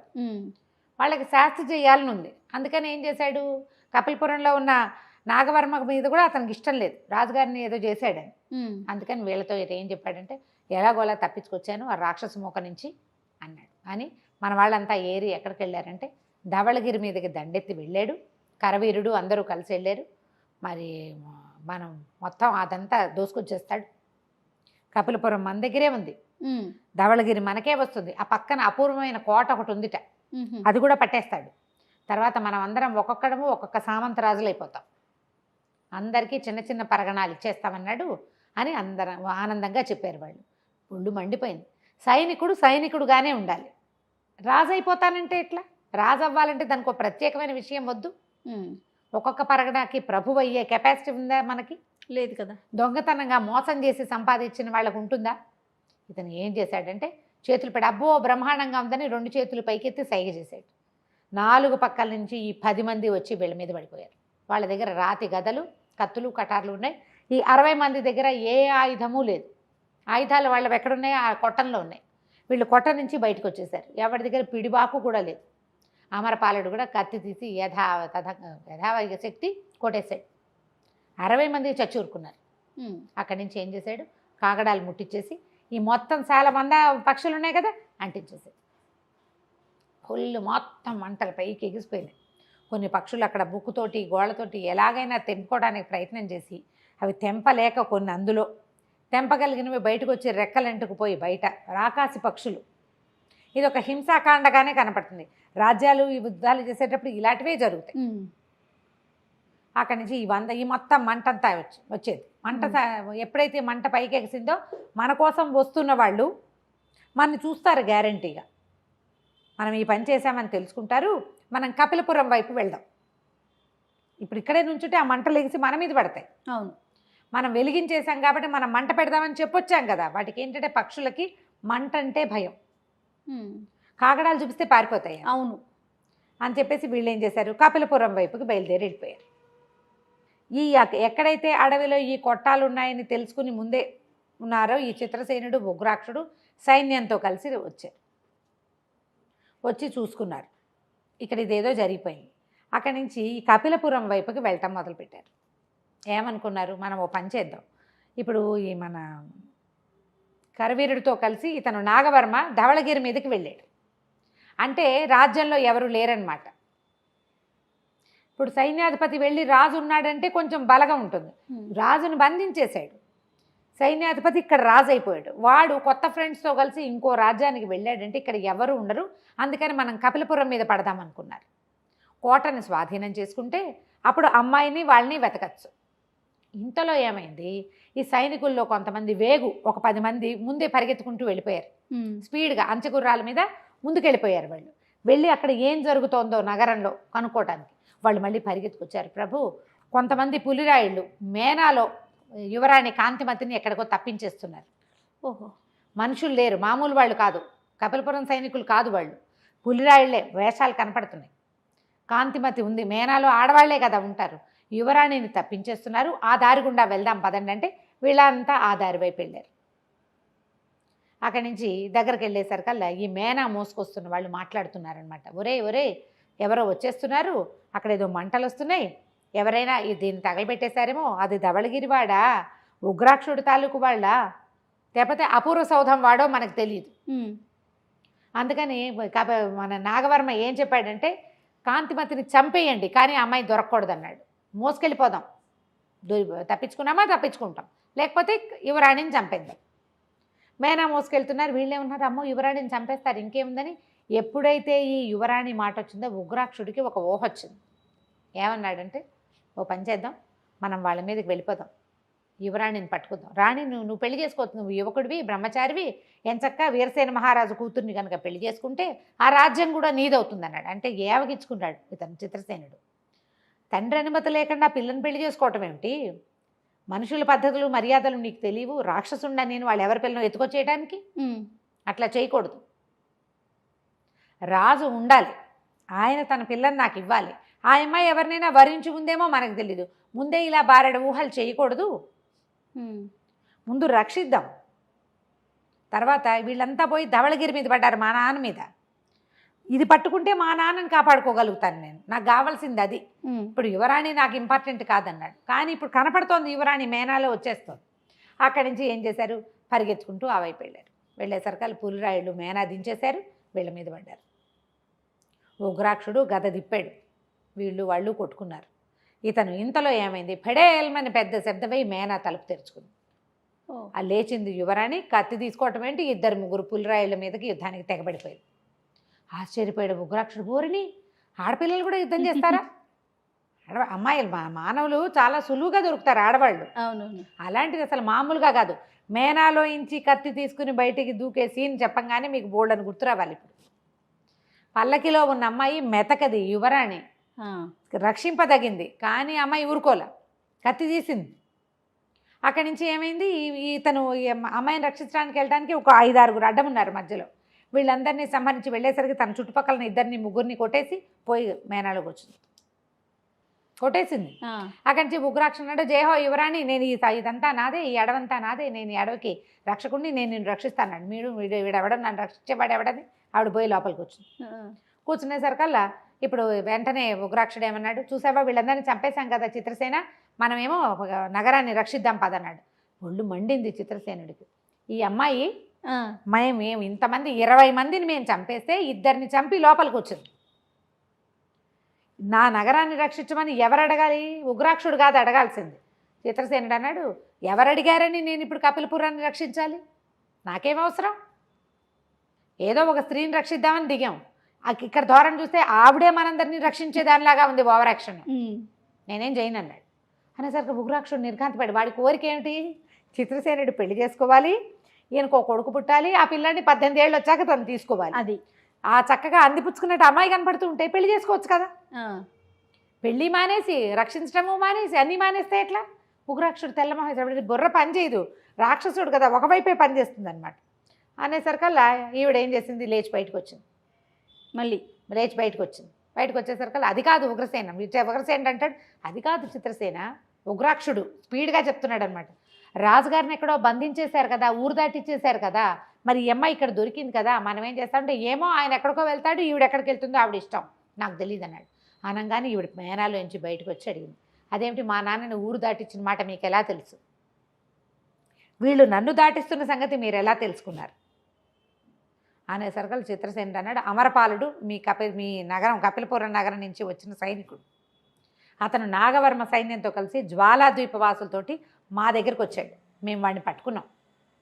వాడు చెప్పాడు వీరసేన మహారాజుని దాటిచ్చేశారంటే, లేదు లేదు మా నాన్న దాటించలా, మా నాన్న కోటలోనే ఉన్నాడు, ఎక్కడో దాచిపెట్టారు, మా నాన్నని కోట దాటించలేదు, ఇతను నన్ను పెళ్లి చేసుకుంటానన్నాడు, నన్ను దాటించడానికి చూశారు వాళ్ళు అనేసరికల్ మీరెవరంది, నువ్వెవరు అని అడిగేసరికల్ నేను అక్కడ అపూర్వ సౌధం ఉంది కదా, ఆ సౌధాన్ని నాది, చిత్రసేనుడు నా పేరు, నేను దానికి రాజును అనేసరికల్ అంతకుముందు ఉగ్రాక్షుడు ఏం చెప్పాడు, ఈ ఎడవంతా నాదేనన్నాడు కదా, ఇప్పుడు నవ్వు పెట్టి ఈ ఎడవంతా ఎవరిదోనని చెప్పారే ఇంతకుముందు అని అనేసరికల్ చిత్రసేనుడు ఒక్క రైమని తిరిగాడు ఉగ్రాక్షుడికి, నీ పిచ్చివాగుడితోటి అడవి నాది నాది నాదని డంబాలు కొడతావు, వీళ్ళందరికీ ఎలాంటి అభిప్రాయాలు కలుగుతున్నాయి చూడు, నువ్వు ఇంతకుముందు అమరపాలుడి దగ్గర కూడా ఇలాగే చెప్పావు, మాటలు తగ్గించుకోవాలి నువ్వు, చెప్పు నువ్వెవరో నేనెవరో అనగానే వీడు వెలవెలబోయాడు, ఏం చేయాలో తెలియలే, ఒప్పుకున్నాడు కదా, ఈ అడవంతా నీదే, నీ కొడుకుని నాకు ఇస్తే నేను ఒప్పుకుంటాను అని, కొడుకుని ఇవ్వడానికి ఒప్పుకుంటే అడవంతా ఈతందని ఒప్పుకోవాలి, గుటకలు మింగాడు, ఏం చేయాలో తెలియలే, కాస్త సర్దుకుని అవును ఈయనే చిత్రసేనుడు మహారాజు మాకు, నేను ఆయన బంటుని అన్నాడు. బంటు అంటే నువ్వు బంటువే, అడవి నీది కాదు, నాదే అడవి. దాంతో ఆవిడ ఒప్పుకుంది. సరే సరే అయితే నేను అడుగుతున్నాను, కపిలపురాణ సామ్రాజ్యంలో మా నాన్న బంధింపబడి ఉన్నాడు, మరి నా తండ్రిని కోటని రక్షించండి. సరే మేనా ఎక్కువ వెళ్ళిపోదామన్నాడు. ఈయన దగ్గర సైనికులు ఉన్నారు కదా, ఎత్తండ్రా మేనా అంటే, నేను మేనాలో ఎక్కను, ఇంకెందుకు నన్ను ఎందుకు రక్షించాలి, మీతో పాటు నాకు ఒక గుర్రం ఇవ్వండి, నేను కూడా గుర్రం మీదే వస్తానంది. ఉగ్రాక్షుడికి మహా సంతోషంగా ఉంది, తండ్రి పరాక్రమవంతుడు, ఈ పిల్ల నుంచి పెళ్లి చేస్తే ఈ అమ్మాయి మంచి కత్తిలు తిప్పేది, పిల్లాడు బ్రహ్మాండమైన వాడు పుడతాడు వీళ్ళకి, వాడికి అదే కావాలి. సరే అక్కడి నుంచి ఆవిడకు ఒక గుర్రం ఇచ్చారు, ముగ్గురు కలిసి గుర్రాలు ఎక్కారు, సైన్యాన్ని వేసుకుని బయలుదేరారు. బయలుదేరితే కోట దగ్గర అంతా కామ్గా ఉంది, ఎవ్వరు లేరు. కోట పైన 2 రాకాసి పక్షులు తిరుగుతున్నాయి. అడిలిపోయారు వీళ్ళు, అమ్మో పక్షులు చచ్చిపోయామనుకున్నాం, మళ్ళీ ఇక్కడ ఉన్నాయి. పక్షులంటే భయం వీడికి, ఉగ్రాక్షుడు చావు దెబ్బలు తిన్నాడు వాటి చేతిలో, మళ్ళీ వచ్చినా ఇప్పుడు ఏం చేయాలి. అయితే ఏమన్నాడంటే, ఎక్కువ ఉండవు 100 పక్షులనైనా కాల్చేసి ఉంటాడు అక్కడ. ఆ మంట చూసాం మనం, కౌరు వాసన విపరీతంగా వచ్చింది, అడవంతా వాసనగానే ఉంది, గ్యారంటీగా చచ్చిపోయినాయి. ఆ నాగవర్మ వెళ్తూ ఆ కరవీరుడి సాయంతో ఈ 2 పక్షుల్ని ఇక్కడ కాపలా పెట్టి ఉంటాడు. అమరపాలుడు కూడా కోట మీద పడ్డానికి వాడి దగ్గర సైన్యం ఏది 10 మందే వాళ్ళు ఉన్నది, భయపడి ఇక్కడెక్కడో దాక్కుని ఉంటాడు, మన కోసం చూస్తున్నాడేమో చూద్దామని కాసేపు ఇక్కడ వెయిట్ చేశారు, వంటలు చేసుకున్నారు కోట బయట. ఆ పక్షులు మాత్రం పహరా తిరుగుతున్నాయి పైన. కాసేపట్లో వీళ్ళు వంట చేస్తున్న పొగ రాగానే అమరపాలుడు మిగిలిన వాళ్ళు చూసుకున్నారు. పొగ వచ్చేసరికల్లా ఎవరు చేసుకుంటారు వంట, పరిగెత్తుకుంటూ వచ్చాడు. వచ్చి ఇక్కడ చాలా హడావిడిగా ఉంది, ఆ పక్షులను చూసేసరికల్లా మేము బెదిరి ఆగిపోయాము, కోటలో చాలా తక్కువ సైన్యం ఉన్నారు కానీ చాలా తక్కువ, కొంతమంది పులిరాయిళ్ళు ఉన్నారు, కొంతమంది మామూలు వాళ్ళు ఉన్నారు. ఒకడు వేగు దగ్గరికి వెళ్ళాడు, ఎక్కువ వెళ్ళడానికి లేదు, ఎక్కువ మంది వెళ్తే పక్షుల్ని బయటికి తోలేస్తారు వాళ్ళు అనేసరికి మళ్ళీ ఇప్పుడు పక్షులు ఎట్లా, అమరపాలుడు చెప్పాడు. అమరపాలుడు ఏమనంటే, ఇందాకటిదే విధానం, మనం ఇంతకుముందు ఏం చేసాం, మంట పెట్టాం, ఈ పక్షుల మీదకి మంటే 10 మంది వెళ్తాం లోపలికి, ఆ పక్షులు మన మీదకి రాగానే ఒక్కొక్కడు 10 మందిలో ఒకడు కాగడ వేస్తాడు దాని మీదకి బాణాలు, వీటిని చూస్తే అవి పారిపోతాయి అంతే. సరే అక్కడి నుంచి ఏం చేశారు, వంటలు చేసుకుని తిన్నాక తెల్లవారగానే ఈ కోట మీదకి బయలుదేరారు. ఇప్పుడు కోట చాలా పెద్దది. చిత్రసేనుడు ఏమన్నాడంటే, నువ్వు ఈజీ మెథడ్, నీ దగ్గర రాక్షసులు ఉన్నారు బ్రహ్మాండమైన వాళ్ళు, ఈ గోడ తలుపులు పగలగొట్టండి, గోడకి చిల్లులు పెట్టండి. ఉగ్రాక్షుడికి అలాంటి పనులు చాలా ఇష్టం, కొండలు తొలవటము అవి చేసేవాళ్ళు వాళ్ళు. సరే అక్కడే తన బంట్లలో 10 మందిని ఒక గ్రూపు కింద చేసాడు. ఒకళ్ళేమో కొంతమంది ఏమో కోట గోడ పగలగొట్టండి. ఆ గోడ పగలగొట్టడానికి ఏం చేయాలి, పెద్ద పెద్ద మాన్లు చెట్లు విరుచుకొచ్చి కొట్టాలి దాన్ని. మనం చూస్తాం సినిమాల్లో కనపడుతూ ఉంటుంది. లాగ్స్ పట్టుకోవటం, గోడ తలుపుకేసి కొట్టేయటం. ఓ 2 పదులేమో ఆ పని చేయండి. మిగిలిన వాళ్ళు తలా ఓ పక్కన గుణపాలు తీసుకోవటం, తవ్వేయటం. మొత్తం గోడలన్నిటికీ ద్వారాలు చేసేసారు వాళ్ళు తవ్వేసి. కోట గోడలు పగిలిపోయినాయి. అట్టించి పైనుంచి సైనికులు రాళ్ళు రువ్వటం మొదలెట్టారు. వీళ్ళేమో పక్షుల్ని ఎంకరేజ్ చేశారు. వీళ్ళు ఏం చేశారు, కాగడాలు వేశారు. ఆ పక్షులు 2 ఇద్దరిద్దరు పులిరాయిళ్ళు ఉన్నారు కదా, ఒక పక్షి ఏమో కాలిపోయింది, ఓ పక్షి ఏమో పారిపోయింది. ఆ పైనుంచి పులిరాయిళ్ళు దాని మీద నుంచి పడిపోయారు. దానికి కంట్రోల్ లేదు. వెంటనే అది అవతలకి వెళ్ళిపోయింది. ఒకటి దానికి రెక్కలు అంటుకుని ఆ కాలుతున్న రెక్కలతోటి అది ఎక్కడికో పారిపోయింది. పక్షులు లేవు. ఈ లోపల కోట గోడలు బీట్లు ఇచ్చేసినాయి, తలుపులు పగిలిపోయినాయి. లోపలికి వెళ్ళిపోయారు వీళ్ళు. వీళ్ళ జనం ఎక్కువ మంది ఉన్నారు. ఎవరెవరున్నారు, ఇతను చిత్రసేనుడితో వచ్చిన సైన్యం, ఉగ్రాక్షుడి రాక్షసులు, అమరపాలుడితో ఉన్న 10 మంది మొత్తం కలిసి లోపలికి పరిగెత్తారు. లోపలికి వెళ్ళారు. దొరికిన వాళ్ళు దొరికినట్టు కట్టేశారు. ఈ నాగపురం వాళ్ళకి, కపిలపురం వాళ్ళని కట్టేయక్కర్ల, వాళ్ళు లొంగిపోతారు. వీళ్ళు మనవాళ్ళేనని తెలుసు కదా, పులిరాయిళ్ళని మాత్రం కట్టేశారు. తలా పక్కన దొరికిన వాడిని దొరికినట్టు చంపేశారు. ప్రాణాలతో పట్టుబడి బిక్కమహాలు వేసిన వాళ్ళని కట్టేశారు. అక్కడి నుంచి కోట అంతా వెతకటం మొదలుపెట్టారు. అన్ని పక్కల వెతగ్గా చీకటి పడే సమయానికి దూరంగా దివిటి పట్టుకుంటే ఒక చిన్న నీడ ఒకటి కనపడుతోంది, మానవాకారం. ఎవరో గోడ కానుకొని కూర్చున్నట్టుగా ఉంది. దానికి ఆ వెళ్ళే ద్వారానికి పెద్ద తలుపు, ఇంతలావు తాళం. ఆ తాళం ఏం చేసినా పగలకొట్టలేకపోయారు. ఈ లోపల ఏం చేస్తుందంటే, ఆవిడ కాంతిమతి, యువరాణి పేరు, ఉగ్రాక్ష దీన్ని పగలగొట్టంటే తాళం పగలకొట్టలేకపోయాడు ఉగ్రాక్షుడు కూడా.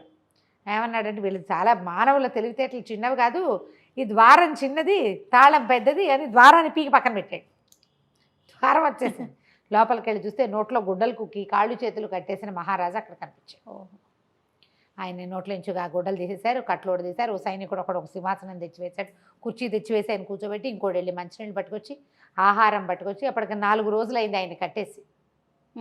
బతికున్నాడంతే శల్యావశిష్టంగా. ఆయన మెల్లిగా సేద తీర్చేయక చూస్తే ఏముంది, ఉగ్రాక్షుడిని చూసరికి ఆయన ఉలికిపడ్డాడు. వీడు ఆ నగరాన్ని దాన్ని రక్షించేవాడు కదా అని అనుకుంటే ఈయన పరిచయం చేసింది, ఇతను ఆ సౌధానికి రాజని. నేను ఇతను నా బంటు ఉగ్రాక్షుడు అనేసరికి మేము వేరే కథ విన్నాము, ఉగ్రాక్షుడిదే ఆ ప్లేసు, ఎవరో కొత్తగా ఒకడు అపూర్వ సౌధాన్ని నిర్మించాడని, అదేదో మంత్రసౌధం అని విన్నాము, మేము వేరే కథలు విన్నామంటే కాదు, అడవి నాది, ఆ సౌధం నాది, నేనున్న నాళ్ళు ఆ రాజ్యం నాదే, ఉగ్రాక్షుడు నాకు బంటు అని చెప్పాడు. చెప్పాక సరే మీరు ఎట్లా దొరికారు, ఏం చేశారు అంటే, సరే ఈ నాగవర్మ అనేవాడు నా దగ్గర సర్వసైన్యాధిపతిగా ఉన్నాడు, నన్ను ఎప్పుడు తప్పుదోవ పట్టిస్తూనే ఉన్నాడు. మొదటి నుంచి తప్పుదోవ పట్టించి చివరికి నన్ను ఇట్లా కటకటాల పాలు చేసి నా పిల్లని ఎత్తుకుపోయి చంపడానికి ప్రయత్నం చేశాడు. ఎవడైనా సరే వాడిని జీవించి తెచ్చిన వాడికి అర్ధరాజ్యం ఇస్తా, చంపేసి తెచ్చిన వాడికి 1000 మొహరీలు చేస్తాను అని చెప్పాడు. అర్ధరాజ్యం ఇస్తారా నాన్న, ఇవ్వాల్సిందే, ఎవడు బతికింది వాడిని పట్టుకొస్తాడో వాడికి అర్ధరాజ్యం ఇస్తానన్నాడు. అక్కడి నుంచి ఈ లోపల ఏమైంది, ఇంకో పక్క నుంచి ఎక్కడి నుంచో సైన్యం వస్తుంది. ఈ వస్తున్న సైన్యం ఎవరో తెలియలే. అమరపాలుడు పైకి ఎక్కి చూశాడు, మీ నాన్నగారు వాళ్ళు వస్తున్నారో అర్థం కావట్లేదు, వాడే కపిలపతి పురాన్ని జయించిన వాడు, ముందు జయించిన నాగవర్మ వాడొస్తున్నాడో అర్థం కావట్లేదు, కొంచెం ఓపిక పట్టి బయటికి వెళ్ళి చూద్దాం, ఈ లోపల మహారాజుని అంతఃపురంలోకి పంపించేసేద్దాం. యువరాణిని పంపేశారు. బయటికి వెళ్ళి వాటిని ఏమనుకున్నారంటే, మనం అసలు సౌండే చెయ్యొద్దు, వచ్చేవాడెవడో లోపల గ్యారంటీగా వస్తాడు కదా, కొత్తవాడు అనుకో ఇట్లా పగిలిపోయిన నగరాన్ని చూసి అనుమానపడి బయట ఆగుతాడు. ఆల్రెడీ ఈ నగరానికి చెందినవాడే అయితే లోపలికి ఖచ్చితంగా వస్తాడు, సౌండ్ లేదు. రాక్షసులందరూ దాక్కున్నారు. వాళ్ళకి అదో ప్రత్యేకమైన సమస్య, ఆకారాలు కనపడతాయి కదా, మనుషులు సైనికులంతా కూడా దాక్కోండి, అసలు శబ్దమే చేయొద్దు, లోపల దాకా రానిచ్చి కుమ్మేసేద్దాం ఓహో అని చెప్పి ఎవరి దారిని వాళ్ళు గప్చిప్పుగా నిలబడ్డారు. చిత్రసేనుడు ఉగ్రాక్షుడు కపిలపురంలో చేరిపోయారు. కోటలోకి ఎవరో వస్తున్నారని తెలిసింది. ఆ వస్తున్న వాళ్ళు ఎవరు అని చూసుకుంటే, వీళ్ళు ఆ ఊరేళ్ళ ధవళగిరి మీదకి వెళ్ళారు. చిత్రసేనుడు వాళ్ళ నాన్న తారకేశ్వరుడి మీదకి చిత్తకొట్టేశారు వాళ్ళు. వీళ్ళని చిత్తకొట్టేసేసారు కల్లా ఇతను మన నాగవర్మ, అతనికి తోడుగా వచ్చిన పులిరాయిళ్ళ సైన్యాధిపతి అయిన కరవీరుడు, వీళ్ళిద్దరూ కొంత సైన్యంతో పారిపోయి, చాలా సైన్యం అక్కడ చచ్చిపోయింది, పారిపోయి వచ్చేస్తారు. వాళ్ళేమనుకున్నారు, దూరం నుంచి చూసి వీళ్ళని అర్థమవ్వగానే వీళ్ళు ఏం చేశారంటే, ఎవరైనా సరే కోటలోకి వచ్చేదాకా వాళ్ళని ఏం డిస్టర్బ్ చేయొద్దు, చూద్దాం అని చెప్పి ఈ రాక్షస బంట్లు బోళ్ళంత మంది ఉన్నారు కదా, ఉగ్రాక్షుడి బంట్లు, వీళ్ళందరినీ దాచేశారు. నిశ్శబ్దంగా ఉంది కోట. తలుపులు వేసేయడానికి ఏమీ లేవు, ఎందుకంటే కోట గోడంతా పగలగొట్టేశారు వీళ్ళు. రాక్షసులందరూ గదలు పుచ్చుకుని తవ్వేశారు కదా, మొత్తం కోట గోడంతా ద్వారాలే, అన్ని చోట్ల హోల్స్ కొట్టేశారు. నిశ్శబ్దంగా ఉంది కోట అంతా. దూరం నుంచి వస్తున్నారు నాగవర్మ కరవీరుడు. ఏమనుకున్నారంటే తారకేశ్వరుడేమో మనని తన్ని తరిమేశాడు, మనకిప్పుడు పెట్టని కోట ఏదంటే కపిలపురమే. కోట గట్టిది, మన సైన్యం కొంత ఉంది, 2 పక్షులు ఉన్నాయి ఇక్కడ, కాబట్టి ఇక్కడ దాక్కొద్దాం. దగ్గరకు వస్తుంటే వాళ్ళకి తెలిసింది కోట అంతా ఛిద్రమైపోయింది, బయట ఉన్న కాంపౌండ్ వాళ్ళంతా పగిలిపోయింది, అగడ్తంతా పూడ్చుకుపోయింది. ఇదేమిటి ఇలా ఉంది? పోనీ చచ్చిపోయిన శవం కానీ, ఓ గుర్రం కానీ, ఓ ఇది కానీ ఏమీ లేదు, శబ్దం లేదు. ఎవరైనా దీని మీదకి వచ్చి పడ్డారా? పడితే ఇవన్నీ కనపడాలి. వీళ్ళు ఏం చేశారు? శవాలకి ఇవ్వాలన్నీ దాచేశారు, శవాలు అగడతలు వేసి పూడ్చేశారు, గుర్రాలన్నీ దాచేసుకున్నారు లోపల. అక్కడ ఏనుగులు లేవు, అక్కడి నుంచి పక్షులు 2 ఉండాలి, 2 పక్షులు పోయినాయి, పక్షులు లేవు. వీళ్ళు కాపలా పెట్టారు. ఏం జరుగుతుందో వీళ్ళకి అర్థం కాల. కొంచెం ముందుకెళ్తున్నారు. ఎలాగైనా ఈ కోటలోకే వెళ్ళిపోవాలి, ఎందుకంటే వీరేశ్వరుణ్ణి ఆయన వాళ్ళు వీరసేనుని దాచేశారు, అతన్ని ఎవరు పట్టుకోలేరు.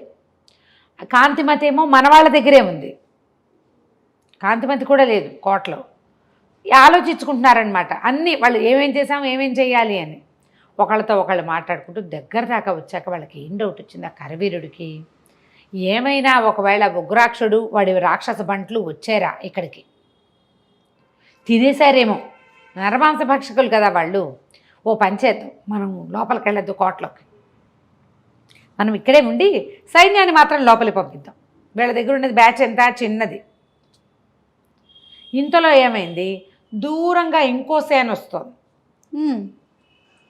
అమరపాలుడు పరిగెత్తుకుంటూ చిత్రసేనుడి దగ్గరికి వెళ్ళాడు. ప్రభు మీరు పైకెక్కేసేయండి, మీ రాణిగాని యువరాణిని వీరసేనుడిని పైకెక్కిచ్చేద్దాం.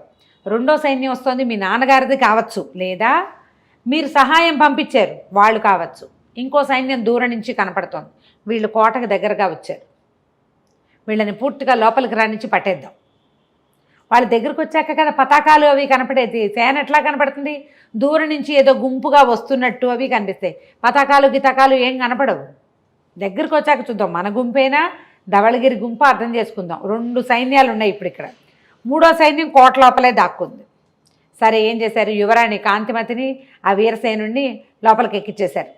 కోటలోనే ఒక పక్కన ఎత్తైన సౌధం మీదకి ఎక్కిచ్చేశారు. అక్కడ ఇంకా రాని వల్ల వెళ్ళి ఈ రాక్షస బంట్లు, ఇతని తాలూకు చిత్రసేను తాలూకు సైనికులు, అమరపాలుడు అంతా తల ఒక పక్కకి సెట్ అయిపోయి నుంచునున్నారు. వీళ్ళు ఏం చేశారు, ఈ నాగవర్మ ఇతను కరవీరుడు కలిసి వెనక్కుండి మొత్తం సైన్యాన్ని లోపలికి పంపించారు. లోపలికి వెళ్తున్నా ఏమీ కదలిక లేదు, కిక్కురుమంటల్లా ఎవరు. పూర్తిగా వాళ్ళంతా లోపలికి వెళ్ళిపోయాక అప్పుడు వీళ్ళిద్దరూ బయలుదేరారు. వీళ్ళు కోట గోడ దాటి కోటలోకి వెళ్ళంగానే అమ్మోయ్ రాక్షసులు బాబోయ్ అని కేకలు వినపడ్డాయి. వాళ్ళు చేసిన పొరపాటు ఏంటంటే ఇంకొక్క నిమిషం సమయం ఇస్తే బాగుండేది, వీళ్ళు పూర్తిగా లోపలికి వచ్చేవాళ్ళు. ఆ పూర్తి కాకుండానే వాళ్ళు తొందరపడ్డారు. ఓకే, మనుషుల వాసనకి రాక్షసులకు ఒక ఉద్రేకం వస్తుంది, ఆ ఉద్రేకానికి లోనైపోయారనమాట. వాళ్ళ ప్లాన్ అయితే బాగానే ఉంది. ఎప్పుడైతే రాక్షసులు అనంగానే కరవీరుడు వీడు నాగవర్మ పరిగెత్తేశారు బయటికి గుర్రాలతో సహా. లోపల నుంచి వచ్చేసిన రాక్షసులు రాతి గదలతోటి చితకొట్టేశారు, యథాశక్తి కొట్టి చంపేశారు. అక్కడి నుంచి కొంత సైన్యం పారిపోయింది. వీళ్ళిద్దరు పారిపోయారు, నాగవర్మ అనుకో. వాళ్ళ వెనకాల పడ్డారు పట్టుకోవటానికి. ఎప్పుడైతే తప్పించుకున్నాడు అన్న మాట రాగానే ఇక రాజుగారు తర్వాత ఏమో చిత్రసేనుడు ఎవడు వీడిని ప్రాణాలతో తెస్తాడో వాడికి 1000 బంగారు నాణ్యాలు ఇస్తామని, రాక్షసులకి ఆహారంగా 2 మనుషుల్ని ఇస్తామని ప్రకటన చేశారు. వీళ్ళు వెనకాల పరిగెత్తుకొస్తూ రాతి గదలు ఉన్నాయి వాళ్ళ దగ్గర, విసిరేస్తుంటే కరవీరుడు ఎక్కిన గుర్రానికి రాత్రి గద తగిలేసింది. దాని వెనక్కాళ్ళు విరిగిపోయి బొక్కబొరలా పడింది. పడేసరికి ఇప్పుడు ఎట్లా తప్పించుకుంటాం? నాగవర్మ అమ్మ వీళ్ళ ఉగ్రాక్షుడు ఎంత తెలివైన వాడు, వాడికి చిత్రసేనుడు సహాయం చేశాడు, కపిలపురం వాళ్ళ చేతి కిందకి వెళ్ళిపోయింది అంటే కాంతిమతి మనకి దక్కది, ఇక్కడి నుంచి ప్రాణాలతో తప్పించుకోవాలి, అంతే చాలు. వెళ్ళిపోయామా మనం బతికేస్తాం, ఇక్కడే ఉంటే పట్టుపడిపోతాం. ఈ కరవీరుని వదిలిపెట్టడానికి వీలు లేదు, వాడికి అసలు ఉగ్రాక్షుడు అంటే చచ్చే భయం, రాక్షసులంటే పులిరాయుళ్ళని పంపిస్తున్నాడు, వాళ్ళకి హెడ్డే, కానీ వాడు ఏనాడు రాలా. ఏం చేయాలి అప్పుడు గబుక్కుని వాళ్ళకి ఒక ఐడియా ఏమొచ్చిందంటే, ఓ పని చేద్దాం, మన వెనకాల కొంత సైన్యం పరిగెత్తుకొచ్చింది కదా, మన శిరస్త్రాణాలు వీళ్ళలో ఓ ఇద్దరికి పెట్టి వాళ్ళని ఇంకో పక్కకి వెళ్ళిపోమందామని ఇద్దరు సైనికులు ఓహో ఇటు రండి అని విజిలేసి పిలిచి, నెత్తి మీద ఉన్న కిరీటాలనే కదా కుచ్చులు కుచ్చులుగా ఉండేవి. పులిరాయుడికి ఒక ప్రత్యేకమైన కుచ్చుంది, పులికుచ్చు. ఈ 2 కుచ్చు టోపీలని ఇద్దరు నెత్తి మీద పెట్టి పారిపోండి అన్నారు. గుర్రాలు వదిలేసి కాలి నడకన ఇంకో పక్కకి వెళ్ళిపోయారు. వీడి గుర్రం ఎలాగో విరిగిపోయి కాలు విరిగిపోయింది, అది పడిపోయింది. 2వ గుర్రాన్ని వదిలిపెట్టేసి వీళ్ళిద్దరూ ఓ పక్కకి వెళ్ళారు. ఈ రాక్షసులు బుర్రగల వాళ్ళు కాదు, చిత్రసేనుడి సైనికుల కంటే రాక్షసులే ముందు పరిగెత్తుకొచ్చారు. శిరస్త్రాణాలే గుర్తుపెట్టుకుని వాళ్ళ వెనకాల పరిగెత్తారు. అడవిలో ఓ పక్కకి వాళ్ళు వెళ్ళిపోయారు, వీళ్ళకు దొరకలా. కాసేపు అయ్యాక ముందుకెళ్ళాక వాళ్ళకి అర్థమైంది శిరస్త్రాణాలు చూసే తాము వెంట పడుతున్నారని. ఆ నెత్తి మీదే తీసేశారు. దాంతో వీళ్ళే ఉన్నారు, వాళ్ళు మాయమైపోయారు అనుకున్నారు. అంతేగాని మనం ముందెళ్తున్న వాడు నెత్తి మీద టోపీ తీసేశాడు అన్నది ఎక్కల. చిత్రసేనుడు సైనికులు వచ్చేసరికల్లా మొత్తం అంతా కంగాళి అయిపోయింది. వీళ్ళిద్దరూ తప్పించుకుని పారిపోయారు. ఎంత వెతికినా దొరకలేదు. ఈ లోపల ఏమైంది, ఇంకో సైన్యం వస్తుంది కదా, అది ధవళగిరి సైన్యం. దగ్గరకు వచ్చేసరికల్లా పతాకాలు కనపడ్డాయి. వీళ్ళు పతాకం చూపించారు, ఆయన దగ్గరకు వచ్చాడు. తన కొడుకు ఒక్కడే సాహసంతో కపిలపురాన్ని పట్టుకున్నాడని తెలిసి వాళ్ళ నాన్న సంతోషించాడు. చిన్నవాడు 20వ సంవత్సరం వచ్చింది. 18-19 సంవత్సరాలు అప్పుడే కదా అది వచ్చింది రాజ్యం. 20 ఏళ్ళన్నా లేని కొడుకు ఇంత చక్కగా రాజ్యాన్ని పట్టుకున్నాడని ఆయన సంతోషించాడు. అక్కడ లోపలికి వెళ్ళాడు. వీళ్ళు వాళ్ళు మాట్లాడుకున్నారు. సరే, మన ఉగ్రాక్షుడే ప్రపోజ్ చేశాడు, యువరాణిని ఈ అబ్బాయికి ఇచ్చి పెళ్లి చేయండి అని. ఆయన ఏమన్నాడంటే, ఆ నగరం అంతా అదంతా అడవంతా ఉగ్రాక్షుడిదని మేము వినున్నామంటే చిత్రసేనుడు చెప్పాడు. ఉగ్రాక్షుడు ఒక రకమైన ఉద్రేకి, భర్త రాక్షసుడు అవటం వల్ల ఉద్రేకంగా మాట్లాడతాడు. అతని మాటల వల్ల ప్రజలందరికీ అలాగే అర్థమవుతూ ఉంటుంది. కానీ ఆ రాజ్యం నాది, మా ఇద్దరి మధ్య ఒక ఒడంబడిక ఉంది అనేసరికి ఉగ్రాక్షుడు ఒప్పుకున్నాడు. అవును, మా రాజుగారు వివాహం చేసుకుని స్థిరపడ్డమే నాకు కావాలి. వాడు అడిగాడు కదా నీ కొడుకుని నాకు ఇవ్వాలని. అనేసరికల్లా ఆయన ఏమన్నాడు, నేను నాగవర్మ వల్ల నేను నష్టపోయాను, పిల్లని చెరబట్టేశాడు, మా పిల్లని, నాకేమో కుమారులు లేరు, ఎవరైనా సమర్థుడికి పిల్లనిచ్చి పెళ్లి చేసి ఈ రాజ్యాన్ని వాడి చేతిలో పెట్టాలనుకుంటున్నాను అనేసరికల్లా ఈ తారకేశ్వరుడు కూడా చిత్రసేనుడి తండ్రి కూడా ఒప్పుకున్నాడు. అంగరంగ వైభవంగా పెళ్లి చేశారు. పెళ్లి చేస్తే మరి 2 రాజ్యాలు సొంతమైన ఈ అబ్బాయికి. అనుకోకుండా అడవిలోకి వెళ్ళి అపూర్వ సౌధాన్ని పట్టుకున్నాడు. అక్కడి నుంచి ఉగ్రాక్షుడి వల్ల ఇది వచ్చింది. అందరికీ బహుమానాలు ఇచ్చట పెళ్లి సందర్భంలో.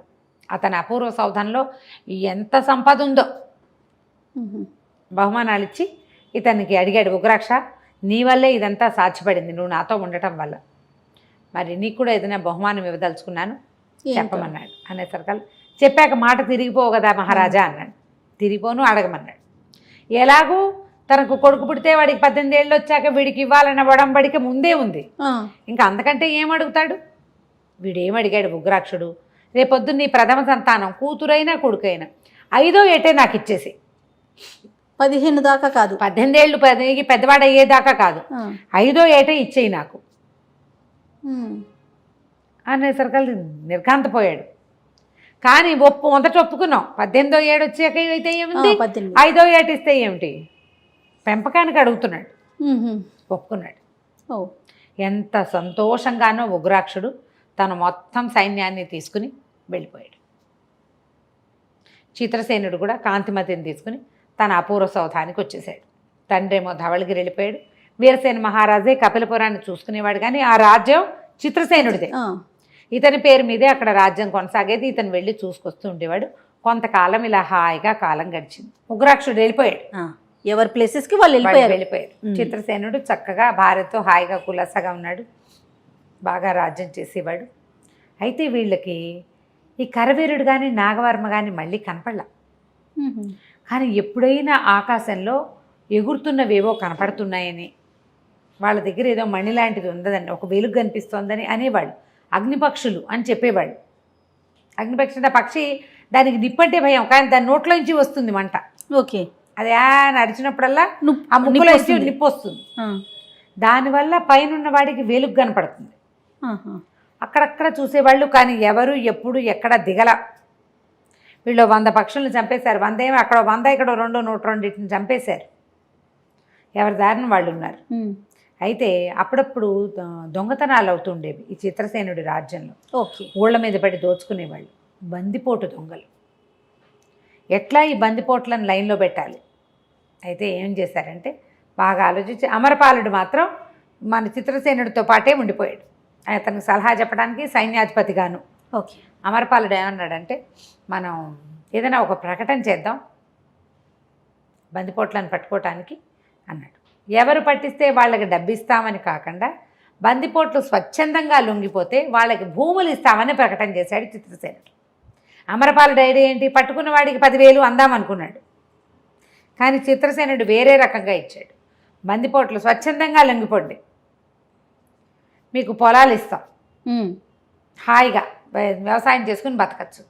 ఇది లేటెస్ట్ ఐడియానే కదా, బాగుంది కదా. ఇది 60స్లో వచ్చిన ఈ కథలో ఏమన్నాలంటే దాన్ని ఏదో అంటారు, జనజీవన స్రవంతిలో కలిసిపోండి, మీకు అన్ని ఆసరాలు ఇస్తాము అని మన వాళ్ళు చేసిన ప్రకటన అంత పురాతనమైనది. పూర్వకాలపు రాజుల పద్ధతుల్లో ఇవి ఉండేవి. అప్పుడు ఏమైంది, ఒకరోజు కొంతమంది బండిపోట్లు వచ్చారు. వాళ్ళంతటి వాళ్ళు అందరూ పెద్ద పెద్ద వాళ్ళు భారీగా. అమరపాలుడు వాళ్ళని గుర్తుపట్టాడు. వాళ్ళు నాగవర్మ సైన్యంలో వాళ్ళు. ఓకే. అయితే రాజు అడిగాడు, మీరెవరు, ఎక్కడి నుంచి వచ్చారంటే మీరు అనుకున్నది నిజమే, మేము నాగవర్మ సైన్యంలో వాళ్ళమే. మీ నాన్నగారితో యుద్ధం చేసినప్పుడు చిత కొట్టేశారు వాళ్ళు, కొంతమంది పారిపోయాం అడవుల్లో పడి. తర్వాత మేము కపిలపురానికి వచ్చేసాం నాగవర్మతో కలిసి. అక్కడ మీరంతా మా వెనకాల పడ్డారు. అక్కడేమో నాగవర్మ కరవీరుడు మమ్మల్ని వదిలిపెట్టి వెళ్ళిపోయారు. ఇంకో దారి లేక మాలో కొంతమంది వచ్చి అడవుల్లో తలదాచుకున్నాం. ఓకే. కాబట్టి మేము వాళ్ళమే, మాకు ఇక వేరే దారి లేదు, ఏ సైన్యంలోనూ చేరలేము. మమ్మల్ని చేరదీసిన నాగవర్మ అయిపోవజాలేడు. అసలు అతను ఇక్కడ లేడు, జ్వాలాద్వీపం వెళ్ళిపోయాడో ఎక్కడికి వెళ్ళిపోయాడో, అడవిలో మాకు కనపడలా. అందుకని దారులు కాచుకుని బతుకుతున్నాం, దారులు కొట్టి బతుకుతున్నాము. మీరు ఏదైనా ఆసరా చూపిస్తే మేము సైన్యంలో పనిచేసిన వాళ్ళం, ఎవరికైనా విశ్వాసపాత్రంగా ఉండటమే వచ్చు మాకు. ఈ దొంగ బుద్ధులు మాకు బాగుండలా. కాబట్టి మరి అందుకోసమే వచ్చాం మేము అన్నారు. అనేసరికల్లా అమరపాలుడికి డౌట్ వచ్చింది. మనం నమ్మలేము, అక్కడక్కడ మనకి నిప్పు ఉన్న పక్షులు, అగ్నిపక్షులు కనపడుతున్నాయి.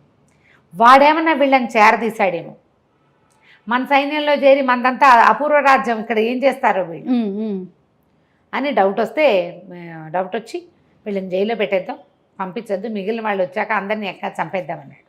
చిత్రసేనుడు ఒప్పుకోవాలి. ప్రజలు మనని నమ్మరు కదా, నేను ఏమని చాటిప్పించాను, ఎవరైతే స్వచ్ఛందంగా లొంగిపోతారో వాళ్ళకి భూములు ఇస్తామన్నాం.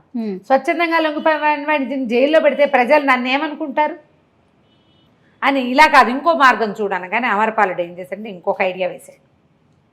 మీరు గనక మిగిలిన వాళ్ళు ఏమయ్యారో చెప్పట్లేదు, మీరు కొంతమందే వచ్చారు, మిమ్మల్ని నమ్మాలని లేదు, నాగవర్మతోటి మీరు ఇంకా కలిసే ఉన్నారని మేము నమ్ముతున్నాం, నిజం చెప్పకపోతే మిమ్మల్ని కఠినంగా శిక్షిస్తామని పెద్ద ప్రకటన చేసేసరికల్లా వాళ్ళలో ఒక బలశాలిగా పెద్దగా ఉన్నవాడు ఏమనంటే, మా చేతిలో చూడండి విషం తెచ్చుకున్నాం మేము, మీరు ఒప్పుకొని మాకు భూమి ఇచ్చారా, మా దారిని మేము బతుకుతాం, మీరు ఒప్పుకోక మా మీద బలప్రయోగం చేస్తే విషం తిని చావడానికి అందరి దగ్గర మేము కాలకూట విషం తెచ్చుకున్నాము, చావడానికి సిద్ధపడే వచ్చాం, ఎందుకంటే ఈ దొంగ బతుకు మాకు కూడా ఇష్టం లేదు అనగానే చిత్రసేనుడు మెత్తబడిపోయాడు. పాపం నిజంగానే వీళ్ళు చాలా కాలము సైన్యాల్లో పనిచేసిన వాళ్ళకి ఎట్లా ఉంటుంది, ఒక నిజాయితీ నిబద్ధత ఉంటాయి. అవును.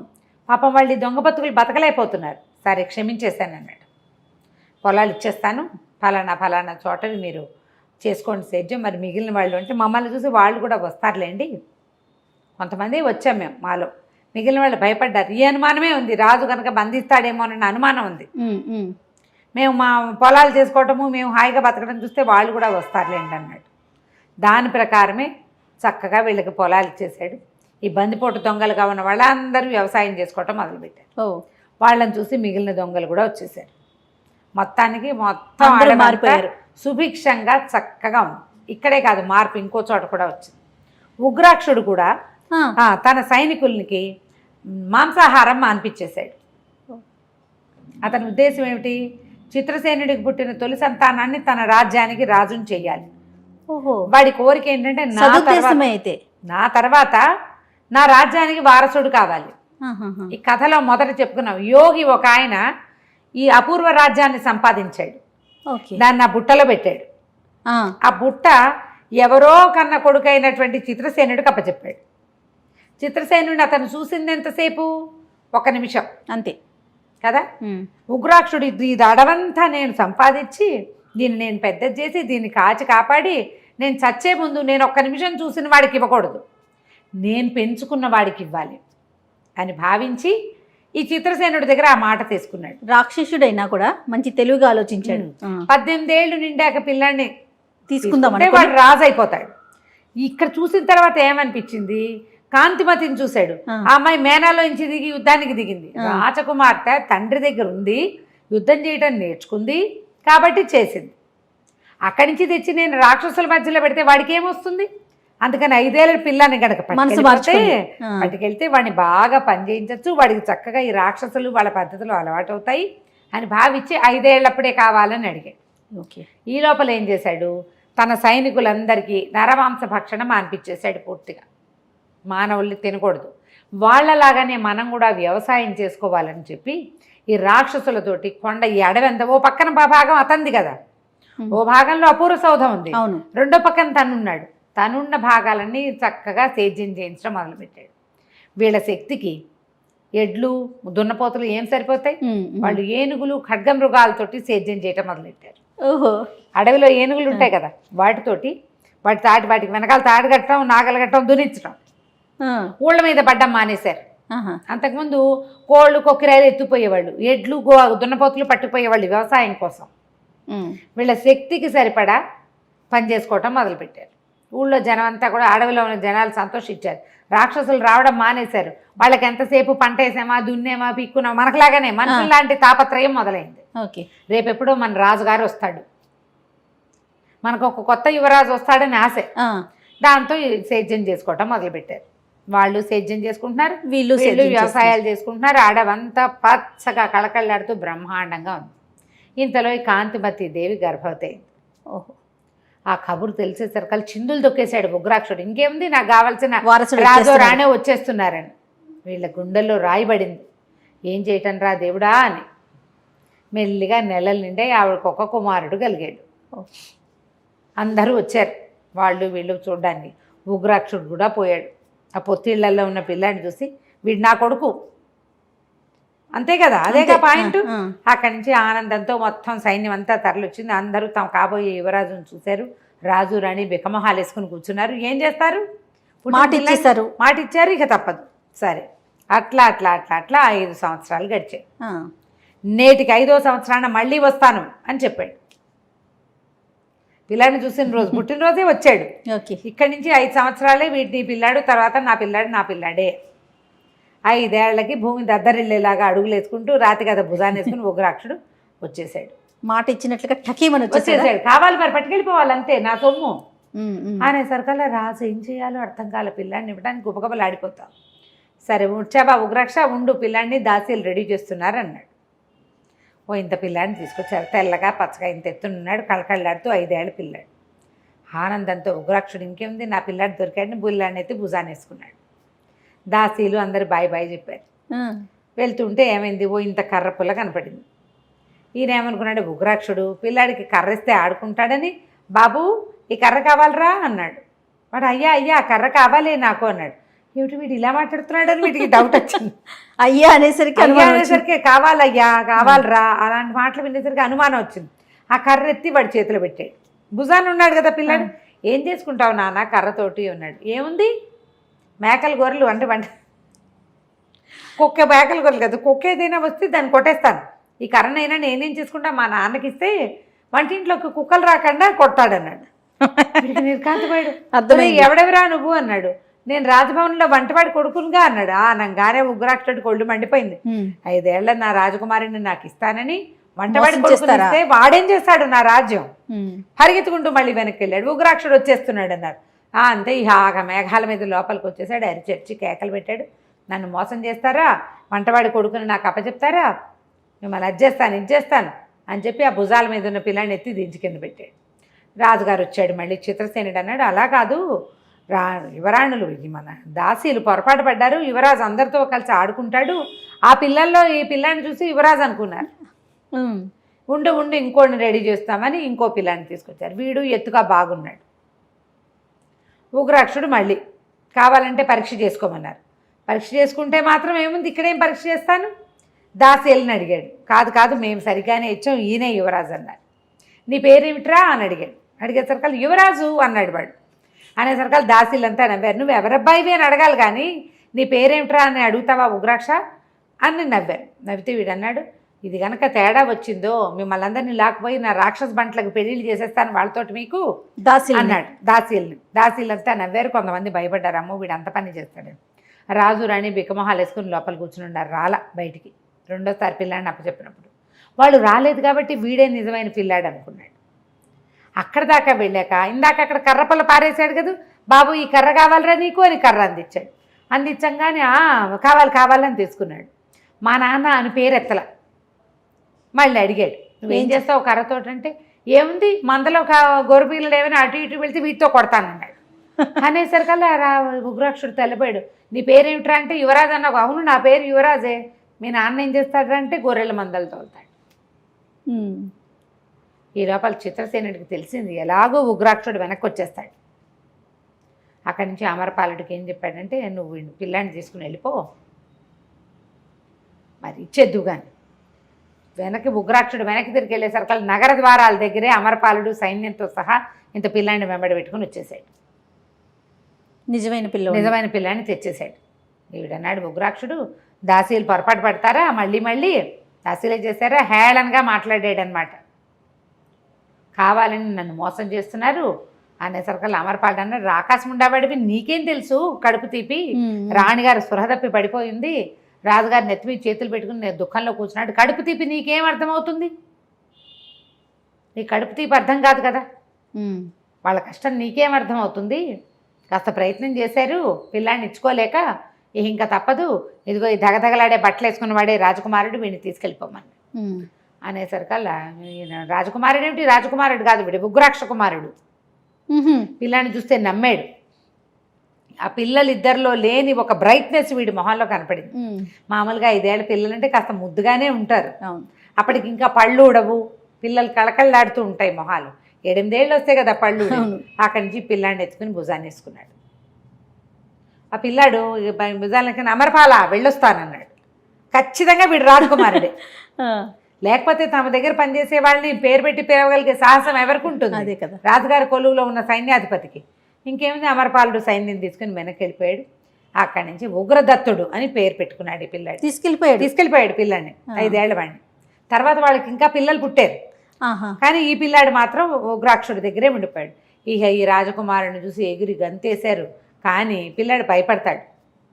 ఇక్కడున్న రాక్షసు పిల్లలందరూ జంబోల్లాగా ఉంటారు, మనిషి పిల్లల్లా ఉండరు.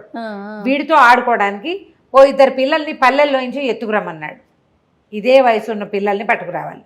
చెరుకో సంచి ఇచ్చాడు, డబ్బు సంచి. ఏ ఇంట్లో నుంచి పిల్లల్ని ఎత్తుకొస్తారో ఆ ఇంట్లో ఓ సంచి వదిలిపెట్టండి, మిగిలిన వాళ్ళ జోలికి వెళ్ళకండి, మనం పట్టుకెళ్ళామన్న వాసన కూడా రానివ్వద్దు. అక్కడి నుంచి పిల్లాన్ని లోపల తీసుకుపోయాడు. బోల్డ్ అని డబ్బులు, బంగారము, సామాన్లు, ఆట వస్తువులు ఉన్న ఓ గదిలో వాడిని దింపారు. రాత్రి చీకటి పడేసరికల్లా 2 పిల్లల్ని ఎత్తుకొచ్చేసారు ఆడుకోవడానికి. వీడి వయసు ఉన్న వాళ్ళే 2 వచ్చారు. వాళ్ళని చూసేసరికల్లా బిక్కమొహం వేసుకుని చూస్తున్నాడు. ఇంత లోపల ఆ పిల్లలిద్దరు ఏడవడం మొదలెట్టారు, అమ్మో నాన్ను అని. అప్పటిదాకా బాగానే ఉన్న ఈ ఉగ్రదత్తుడు వీళ్ళని వాళ్ళు పిల్లలు పక్క వాళ్ళు ఏడ్చుకుని వీళ్ళు మొదలెడతారు, మొయ్యోమని వీడు ఏడవడం మొదలెట్టాడు. ఈయనేం కంగారు పడ్డాడు, పిల్లాడు ఏడ్చేస్తున్నాడని. ఇలా కాదు, లోపల తీసుకుపోండి, అక్కడ సింహం కోణంలో ఎలుగుబంటి పిల్లలు ఉంటాయి లోపల భాగాల్లో, వీళ్ళంతా వాటితో సేద్యం చేస్తున్నారు కదా, అక్కడ తీసుకెళ్ళండి. వాటిని చూసి పిల్లలు ఏడుపు మానేస్తారు. ఎవరికి తెలియకుండా తెచ్చారంటే ఎవరికి రెండో కంటి వాడికి తెలియకుండా ఏటి ఒడ్డున ఒక చెరువు ఒడ్డున ఫ్యామిలీస్లో నుంచి 2 పిల్లల్ని తీసుకొచ్చారు. వీళ్ళకి పేర్లు పెట్టారు, రుద్రుడు, ఆరుద్రుడు. తీసుకొచ్చిన పిల్లలకి పేర్లు పెట్టి ఈ 3 పిల్లల్ని కలిపి తీసుకెళ్ళి సింహాల పిల్లలు, ఎలుగుబంటి పిల్లలు ఉన్న చోట పడేసి అక్కడ ఆడుకొనిచ్చి క్రమంగా వాళ్ళకి ఇవన్నీ అలవాటు చేశారు. పూర్తిగా వ్యవసాయ ఆధారితంగా తయారయ్యారు, హింస లేదు. పోనీలే, రాజ్యాల్లో ఎలా ఉంటుందో ఇక్కడ కూడా అంతే. అప్పటిదాకా సుకుమారంగా పెరిగాడు, కానీ ఇలా మట్టి రాక్షసులు, ఈ సింహాలు, పులుల మధ్య పెరగడానికి అలవాటు పడ్డాడు. పిల్లలు 3 చక్కగా పెరిగారు. పిల్లాన్ని పెంచుకుంటున్నాడు ఉగ్రాక్షుడు పెంచుతున్నాడు ఉగ్రదత్తుడిని. వాడికి సాయం ఇంకో 2 చిన్న పిల్లల్ని తెచ్చాడు. రుద్రుడు, ఆరుద్రుడు అని పేర్లు పెట్టాడు. పిల్లలు పెరుగుతున్నారు.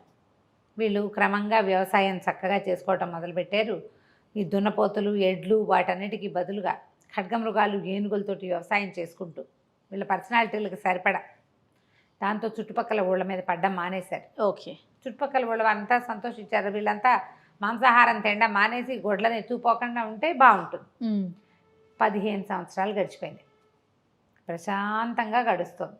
ఈ ప్రశాంతతలో 15 ఏళ్ళు అయ్యాక పిల్లాడు పెద్దవాడు అయ్యాడు కదా, అక్కడ ఇక్కడ వాళ్ళ దగ్గర వీళ్ళ దగ్గర కూర్చుంటుంటే కబుర్లలో రాత్రిపూట వెలుగొస్తోంది ఏమిటని అడిగి, మన మీదకి ఇదివరకు పులిరాయిళ్ళు భయంకర పక్షులు పెట్టుకుని వచ్చారని, ఇలా ఎత్తుకుపోయేవాళ్ళని అన్నీ తెలుసుకున్నారు. ఇవన్నీ తెలుసుకున్నాడు. అయితే వాళ్ళ నాన్నని అడిగాడు.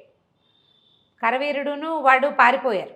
నాగవర్మ వాళ్ళు దుర్మార్గులు, పారిపోయిన వాళ్ళు అసలు పారిపోయారా, ఇక్కడే ఉన్నారా, లేకపోతే అక్కడికి వెళ్ళిపోయారా తెలుసుకోవాలి. మరి ఎవడో రాత్రిపూట తిరుగుతున్నారు, కానీ వాళ్ళు దిగిన దాఖలాలు కానీ ఎవరైనా ఎత్తుకుపోయిన దాఖలాలు కానీ లేవు. రావటం అయితే వస్తున్నారు. అయితే ఎలా వస్తున్నారో, ఎవరినైనా ఒకరిని పట్టుకుంటే కాదు. అవును. ఎట్లా పట్టుకుంటాం? అయితే వీళ్ళు పిల్లలు ఆలోచించుకున్నారనమాట. అట్లా కాదు, మన ఊరంతా చాటిప్పేద్దాం. అడవి చుట్టూతా బోల్డని పల్లెలు ఉన్నాయి. అపూర్వ రాజ్యం ఒకటి ఉంది, తర్వాత కపిలపురం ఉంది. ఇవే కదా వీళ్ళకి దగ్గరలో ఉన్నవి. కాబట్టి ఈ మొత్తం నగరాల్లో ఎక్కడైనా సరే ఈ పులిరాయిళ్ళు రాత్రిపూట వచ్చిన వాళ్ళని కనుక పట్టుకుంటే వాళ్ళకి బహుమానాలు ఇవ్వచ్చు. ఉగ్రాక్షుడు కూడా ఒప్పుకున్నాడు. బాగా కోట నేలమాళిగలో వజ్రాలు వైఢూర్యాలు మూలుగుతున్నాయి, బోల్డ్ ధనం ఉంది, ధనం చాలా ఉంది, నీ ఇష్టం అన్నాడు. చాటింపేశారు. ప్రతి వాళ్ళు అక్కడ చూసాం ఇక్కడ చూసాం అంటారు, కానీ ఎవరు దిగాడు పట్టుకున్నాము అంటల్లా. వాళ్ళు దిగట్లా. వీళ్ళు కూడా రాత్రిళ్ళు కాపలా ఉండి చూస్తున్నారు. ఎక్కడో కనపడుతుంది వెలుగు, అది కరకర తిరుగుతున్నట్టు ఉంటుంది, కిందకి దిగినట్టు ఉండదు. సరే ఇలా గడుస్తుంటే ఉగ్రదత్తుడికి నచ్చలేదు. మనం 1000 వరహాలు ఇస్తామని చాటింపేసినా ఎవరు పట్టుకోలేకపోతున్నారు, వాళ్ళు దిగట్లేదు, మనమే స్వయంగా బయలుదేరదామని భావించారు. భావించి ముందు అసలు వెళ్ళాలి, ఇక్కడి నుంచి ఏ ప్రాంతాల్లో అవి తిరుగుతున్నారో మనమే వాటిని అక్కడ తిరగాలని తండ్రిని ఒప్పించుకున్నాడు. సరేనన్నాడు. ఆయన కూడా ఒప్పుకున్నాడు. ఉగ్రాక్షుడు ఒప్పుకున్నాక వీళ్ళు ముగ్గురు కలిసి, ఉగ్రదత్తుడు, రుద్రుడు, ఆరుద్రుడు 3 గుర్రాలు వేసుకుని బయలుదేరారు. బయలుదేరితే ఇక వెళ్ళగా ఒక కీకారణ్యం లాంటి చోటుకి వెళ్ళారు. ఏమనుకున్నారంటే దేవదారు చెట్లు ఉన్నాయి చాలా. మరి ఇవాళ ఈ పెద్ద చెట్టు ఏదైనా చూసుకుని సాలవృక్షం దాని కింద పడుకుందాం అనుకున్నారు. ఆ చెట్టు దగ్గర ఏ చెట్టు అయితే వీళ్ళు దూరంగా అది బాగుంది, బాగా ఒత్తుగా కింద గడ్డి ఉంది, అక్కడ పడుకోవచ్చు అని అనుకుని వెళ్తూ ఉంటే దాని పై భాగం ఇట్లా మండుతున్నట్టు మంటలాగా కనపడింది. వెలుగు, దేవదారు చెట్టు పై భాగంలో వెలుగు. వీళ్ళు దూరం నుంచి చూశారు దాన్ని. పరిగెత్తుకుంటూ వెళ్ళారు. దగ్గరికి వెళ్ళేసరికల్లా ఆ చెట్టు మీద నుంచి లేచేస్తున్నారు ఎవరో. వెళ్ళిపోతుంది పక్షి. దాని మీద ఉన్న వాడిది మొహం వీళ్ళకి కనపడలేదు, కానీ వాడికి తోక ఉన్నట్టు తెలుస్తుంది. పులిరాయిళ్ళు భయంకర పక్షుల మీదకి వస్తారు, వీళ్ళకి తెలుసు. అక్కడి నుంచి రుద్రుడు అన్నాడు, మీరిద్దరు కిందే ఉండండి, నేను చెట్టు ఎక్కి చూస్తాను పైన ఏముందో అని చెప్పేసి గబగబా చెట్టు ఎక్కాడు. అది పెద్ద సాలవృక్షం, చాలా పెద్దది, పైన్ ట్రీస్ అంటారు కదా. చివరి దాకా ఎక్కాక ఏం చెప్పాడంటే, దీని మీద నుంచి వాళ్ళు వెళ్ళిపోయారు, దూరంగా తిరుగుతున్నారు, వాళ్ళు పడమర వైపు వెళ్ళారు, కానీ అక్కడ ఏదో కోట ఉన్నట్టు కనపడుతోంది, చాలా పెద్దది. కాపలాలు అవి పెద్దగా లేవు, మనుషులు ఎవరు పైన. అంటే ఇప్పుడు రాత్రిళ్ళు కోట కాపలా అంటే దీపాలు పుచ్చుకు తిరగాలి. కోట ఉంది, అక్కడ ఉన్న దీపాల వల్ల తెలుస్తోంది. ఈ పక్షులు దాని మీద తిరుగుతున్నాయి, కానీ వెళ్ళిపోయినాయి అవి పడమటి వైపుకి. చూద్దాం, ఇప్పటికైతే కనిపించట్లా. దిగేసాడు చెట్టు. సరే ఈ రాత్రికి ఇక్కడ పడుకుందాం అనుకున్నారు. ఈ కోట ఎవరిదో తెలియలే వాళ్ళకి, ఎవరిదో సామంతరాజు కోట. అది ఎవరు ఏమిటి వీళ్ళకి తెలియదు. తెలిసిన పేర్లు ఏమిటి? ధవళగిరి తెలుసు, కపిలపురం తెలుసు, మధ్యలో ఉన్న అపూర్వ రాజ్యం తెలుసు, తమ సంగతి తెలుసు, అంతే. ఎవరిదో సామంతుల కోట, ఇది మరీ పెద్ద కోట కాదు. సరే రాత్రి పడుకుందాం అనుకుని ముగ్గురు దిగేశాడు రుద్రుడు. తెచ్చుకున్న ఆహారం ఏదో తిన్నారు. గుర్రాలని పక్కన కట్టేశారు, వదిలేసేలా పక్కన చెట్టు కట్టేసి ఆ గడ్డి మీద తల ఒక పరదా పరుచుకొని పడుకున్నారు. పడుకునేసరికి తెల్లవారుతూ ఉండగా గుర్రాలు శబ్దం చేసినాయి, ఎవరో మనిషి వస్తున్నాడు అని. అవి ఇట్లా కథం తొక్కుతాయన్నమాట, ఎవరో వస్తున్నారని. గుర్రాలు కంగారు పడుతున్నాయని లేచాడు. లేచేసరికి ఈ లోపల రుద్రుడు ఏమన్నాడు, పైకి ఎక్కి చూస్తానన్నాడు. ఈ పైకి ఎక్కి చూసేసరికి కోట కనపడుతుంది. సరే మనం కోట దాకా వెళ్దాము అంటే, మరి గుర్రాలు తీసుకురమ్మా. మన గుర్రాలు వద్దు, నడిచి వెళ్ళిపోదాం. ఎంత దూరం ఉందంటే ఒక పావు కోసడి దూరం ఉంది. వీళ్ళంతా అడవిలో తిరిగేవాళ్ళు కదా, మహాకాయులు కూడా, బాగా భారీ శరీరాలు, నడిచి వెళ్ళిపోవచ్చు అనుకున్నారు. ఈ నడిచి వెళ్తుంటే ఈ లోపల అమ్మాయిల గొంతులు వినపడినాయి, రక్షించండి రక్షించండి అని కేకలు పెడుతున్నారు ఎవరు. ఇప్పుడు అంత కోట ఉందా, కోటకి కాపలా లేదు రాత్రి. ఇప్పుడు కూడా వీడు పైకెక్కి చూశాడు, కోటలో ఏమి లేదు సందడి, కానీ కేకలు వినపడేసరికల్లా ఉగ్రదత్తుడు అన్నాడు, ఎవరినో ఎత్తుకుపోతున్నారు, మన కర్మగాలి. ఆ రాత్రి మనం ఇక్కడ చూసినటువంటి వాళ్ళు ఎవరో ఉన్నారు కదా, పక్షి మీద ఉన్నవాడు, వాళ్ళు ఏమైనా వీళ్ళు ఈ పని చేస్తున్నారా? వాళ్ళు ఇంతకుముందు రాత్రిళ్ళే వచ్చి పికప్ చేసేవాళ్ళు, తెల్లవారుతుండగా వెళ్ళిపోయేవాళ్ళు. చూద్దాం పదండి అని ఎక్కడో కేకలు వినపడితే ఆడవాళ్ళని రక్షించాలి మనం, మనకు వాళ్ళు ఎవరో తెలియదు అయినా కూడా. ఇదైతేనే ట్రాప్ కూడా కావచ్చు. ఓకే. మొత్తం ముగ్గురు పరిగెత్తేసరికల్లా ఒక 6-7 ఆడపిల్లలు చెలికత్తెల్లాగా ఉన్నారు. ఒక అమ్మాయి చాలా అందంగా ఉంది. ఓ 4 పులిరాయిళ్ళు ఆ అమ్మాయిని పట్టుకోవడానికి విశ్వ ప్రయత్నం చేస్తారు. ఆ అమ్మాయి ఒక పొద చుట్టూతో గిరికీలు కొడుతోంది దొరకకుండా. ఈ మిగిలిన వాళ్ళంతా కేకలు పెడుతున్నారు ఆవిడతో ఉన్న చెలికత్తెలు. వీళ్ళు వెళ్ళేసరికల్లా ఏం చేశారు, ఒక చెట్టు మీద నుంచి ఒక పెద్ద వాళ్ళ లాంటిది పడింది వీళ్ళ మీద. ఉగ్రదత్తుడు దొరికిపోయాడు. ఆ రుద్రుణ్ణి పట్టేశారు. వీళ్ళకేమిటి ఆయుధాలు లేవు, గుర్రాలు లేవు, పరిగెత్తుకుంటూ వచ్చారు. ఇక్కడ ఎవరో ఆడమనిషిని ఏదో ఇబ్బంది పెడుతున్నారు, రక్షిస్తాం మేము వస్తున్నాం ఉండన్నారు. ఏదో ఒక కత్తి ఉందంతే. ఇంకా వాళ్ళ దగ్గర విల్లంబులు పడుకుని లేచారు కదా, అవన్నీ అక్కడే ఉన్నాయి. సినిమాలలాగా అవన్నీ పుచ్చుకు తయారవ్వలేరు కదా. వీళ్ళు పట్టేసేసారు. అక్కడి నుంచి ఆ చిత్రసేనని కూడా పట్టుకున్నారు. ఆడవాళ్ళు కకాబికలై పరిగెత్తారు. నుంచి ఎత్తి పక్షుల మీద పడేశారు వీళ్ళని. వీళ్ళు పిచ్చి వెధవలా ఉన్నారు, వీళ్ళెవరో పనిమాల వచ్చి దొరికిపోయారు, వీళ్ళెంత తెలియగలవాళ్ళు చూడాలి అంటున్నారు. ఉగ్రదత్తుడికి అర్థమైపోయింది ఆయన దొరికిపోయానని. ఆ రుద్రుడు ఏమయ్యారో తెలియదు. వీడిని పక్షి మీద వేశారు. ఆ పక్షి మించి తను కింద పడితే ఏమవుతాడో తెలియదు. భయంగానే ఉంది. ఇంక చేసేదేం లేదు, పట్టుబడిపోయి ఇంకేం చేస్తారు. అక్కడి నుంచి వాడన్నాడు, ఈ మన సుదర్శన్ మహారాజు కూతురు చిత్రసేన ఎంత తెలివైందో చూడాలి, వీళ్ళంతా మూర్ఖుల్లా ఉన్నారంటే వీళ్ళే మూర్ఖులు. ఈ కుర్రాడికి ఎవరినైతే మనిషిని పట్టుకున్నారో తాము తెచ్చిన అమ్మాయి సుదర్శనుడు అనే ఒక సామంతరాజు కూతురని చిత్రసేన అనే విషయం తెలియజేసాడు. రాజకుమార్తె అమ్మాయి, ఆమెను పట్టేసుకున్నారు. నా స్నేహితులు ఏమయ్యారో తెలియదు. అక్కడి నుంచి పక్షులు లేచే గాల్లోకి. చిత్రసేన ఏడుపు గొంతు వినపడుతోంది. గాల్లోకి పైకి లేస్తుంటే కొంత దూరం వెళ్ళేసరికల్లా మళ్ళీ ఏవో పక్షులు రావటం మొదలుపెట్టినాయి. వీడు మెలకుగానే ఉన్నాడు, చూస్తున్నాడు, కళ్ళు విప్పి కట్టేశారు. అదొక మన జాలి లాంటి దాంట్లో ఉంది మొహం. చూస్తూ ఉంటే ఈ పక్షి మీద ఉన్నారు, ఈ పక్షి నుంచి పడిపోకుండా పట్టుకున్నారు. వీడిని నడుం దగ్గర ఉన్న దట్టితో పట్టుకున్నారు. ఆ వచ్చేసరికల్లా ఎలుగుబంతి, అక్కడి నుంచి ఎలుగుబంటి రాయిళ్ళు ఎవరో కొంతమంది భల్లూక రాయిళ్ళు కేకలు పెట్టారు ఈ పక్షుల మీద ఉన్నవాళ్ళు. వీళ్ళు వెళ్తున్న 2 పక్షులు కాకుండా ఇంకో 2-3 పక్షులు చేరినాయి. అన్నీ కలిసి తూర్పు వైపుకి వెళ్తున్నాయి. భల్లూక రాయిళ్ళు అన్నారు. ఆ భల్లూక రాయిళ్ళు ఎవరో వస్తున్నారు. వీళ్ళు పరిగెడుతుంటే అప్పటిదాకా చల్లగా గాలి, అసలు ఈ పైనుంచి వెళ్తూ ఉంటే మనం కింద పడిపోకుండా ఉంటామో లేదో తెలియటల్లా వీడికి. సడన్గా ఒక వేడి వాతావరణం వచ్చేసింది. అప్పటిదాకా చలిగాలి, మొహానికి ఎడాపెడా తగులుతున్న గాలి ఏమీ లేదు. వేడి గాలిలోకి లోపలికి వెళ్తున్నట్టు తెలిసింది. ఇదేనేమో జ్వాలాద్వీపం అంటే మామూలుగా ఏమనుకుంటాం, ఉల్కాముఖాలు అంటే మన ఏమంటారు వాటిని, అగ్నిపర్వతాలు ఉండాలి. జ్వాలాద్వీపం అంటే అదే, జ్వాలాముఖి అంటే అగ్నిపర్వతం, జ్వాలాద్వీపం అంటే నిప్పులు వచ్చేది ఏదో ఉంది ఇక్కడ. అందుకే ఈ పక్షులకి ఇట్లా నోట్లో నుంచి నిప్పులు వస్తాయి. కానీ వాటికి నిప్పంటే భయం. కదా, ఇదివరకు కాల్చేశారు కదా వీళ్ళు. అక్కడి నుంచి వెళ్తోంది. ఇది దాటి, ఈ వేడిని దాటి కొంచెం చల్లబడే సమయానికి ఆ భల్లూక రాయిళ్ళు వచ్చి పడిపోయారు. భల్లూక రాయిళ్ళు అంటే వాళ్ళు కూడా ఇలాంటి పక్షుల మీదే ఉన్నారు, కానీ ఎలుగొడ్డు చర్మాలు ధరించి ఉన్నారు వాళ్ళు. అక్కడి నుంచి వీళ్ళిద్దరూ ఇతని మీద ఉన్నారా, బండి మీద, ఈ పక్షి మీద 2 మనుషులుండి వీడిని కూడా ఎక్కించారు. ఉగ్రదత్తుని కూడా పడేశారు. అక్కడి నుంచి ఇంకో పక్షి వచ్చి వీడి మీద యుద్ధానికి పడింది. వాళ్ళు చేడా మడా యుద్ధం చేసుకున్నారు. ఈ యుద్ధంలో మనం పడిపోతే ఎక్కడో ఆకాశంలో ఉంది, పడితే ఎక్కడ పడతామో తెలీదు, నా స్నేహితులు ఏమైపోయారో తెలీదు, ఆ రాజకుమార్తె ఏమైపోయిందో తెలీదు. ఉగ్రదత్తుడికి పరిపరి విధాలు పోతాం, తెలివి తక్కువగా వచ్చామా, ఏం చేస్తాం ఇప్పుడు, అక్కడెక్కడికో వెళ్ళిపోతే మళ్ళీ ఎలా వస్తాం. ఈ గాల్లో ప్రయాణం చేసింది కూడా ఈజీగా 1 గంట 2 గంటలు ప్రయాణం చేసినట్టు తెలుస్తోంది. అంటే అది నేల మీద కనీసం 10-15 గంటలు జర్నీ చేస్తే కానీ అది మీట్ కారు.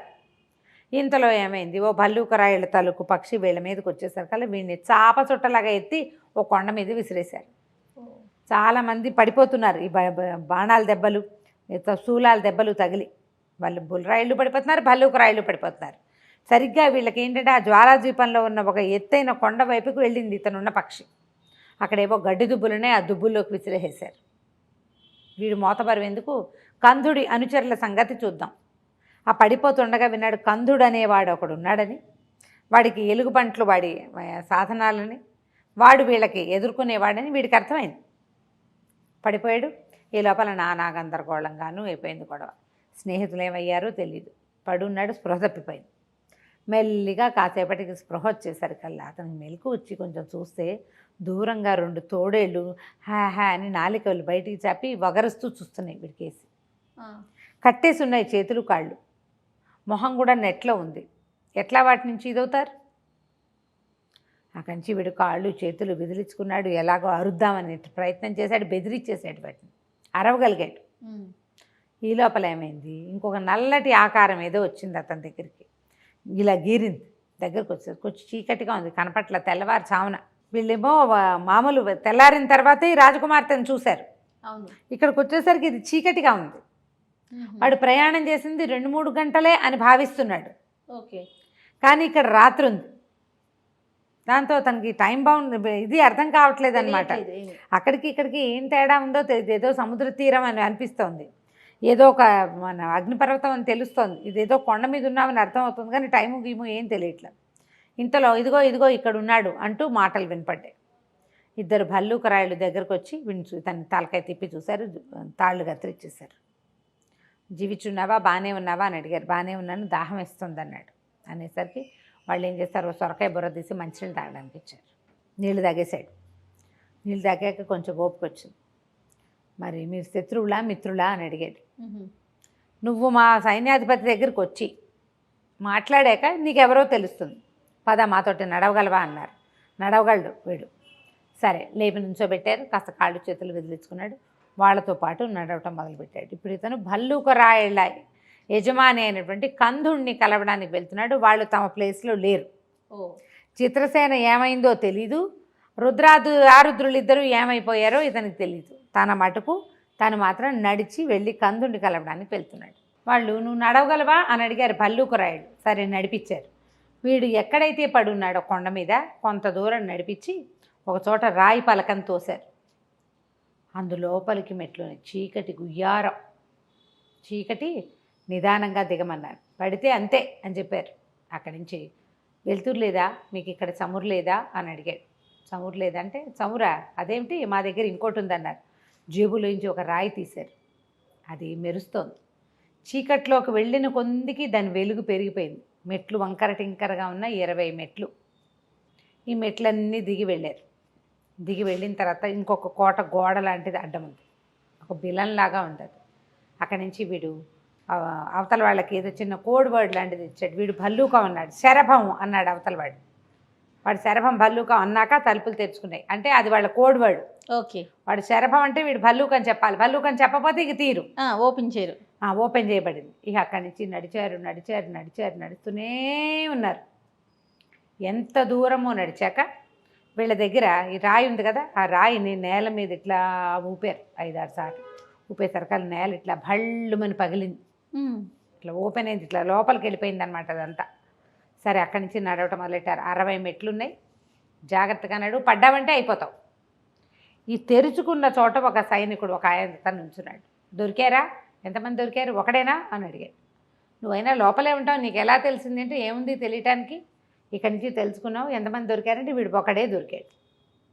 ఈ 60 మెట్లు దింపారు.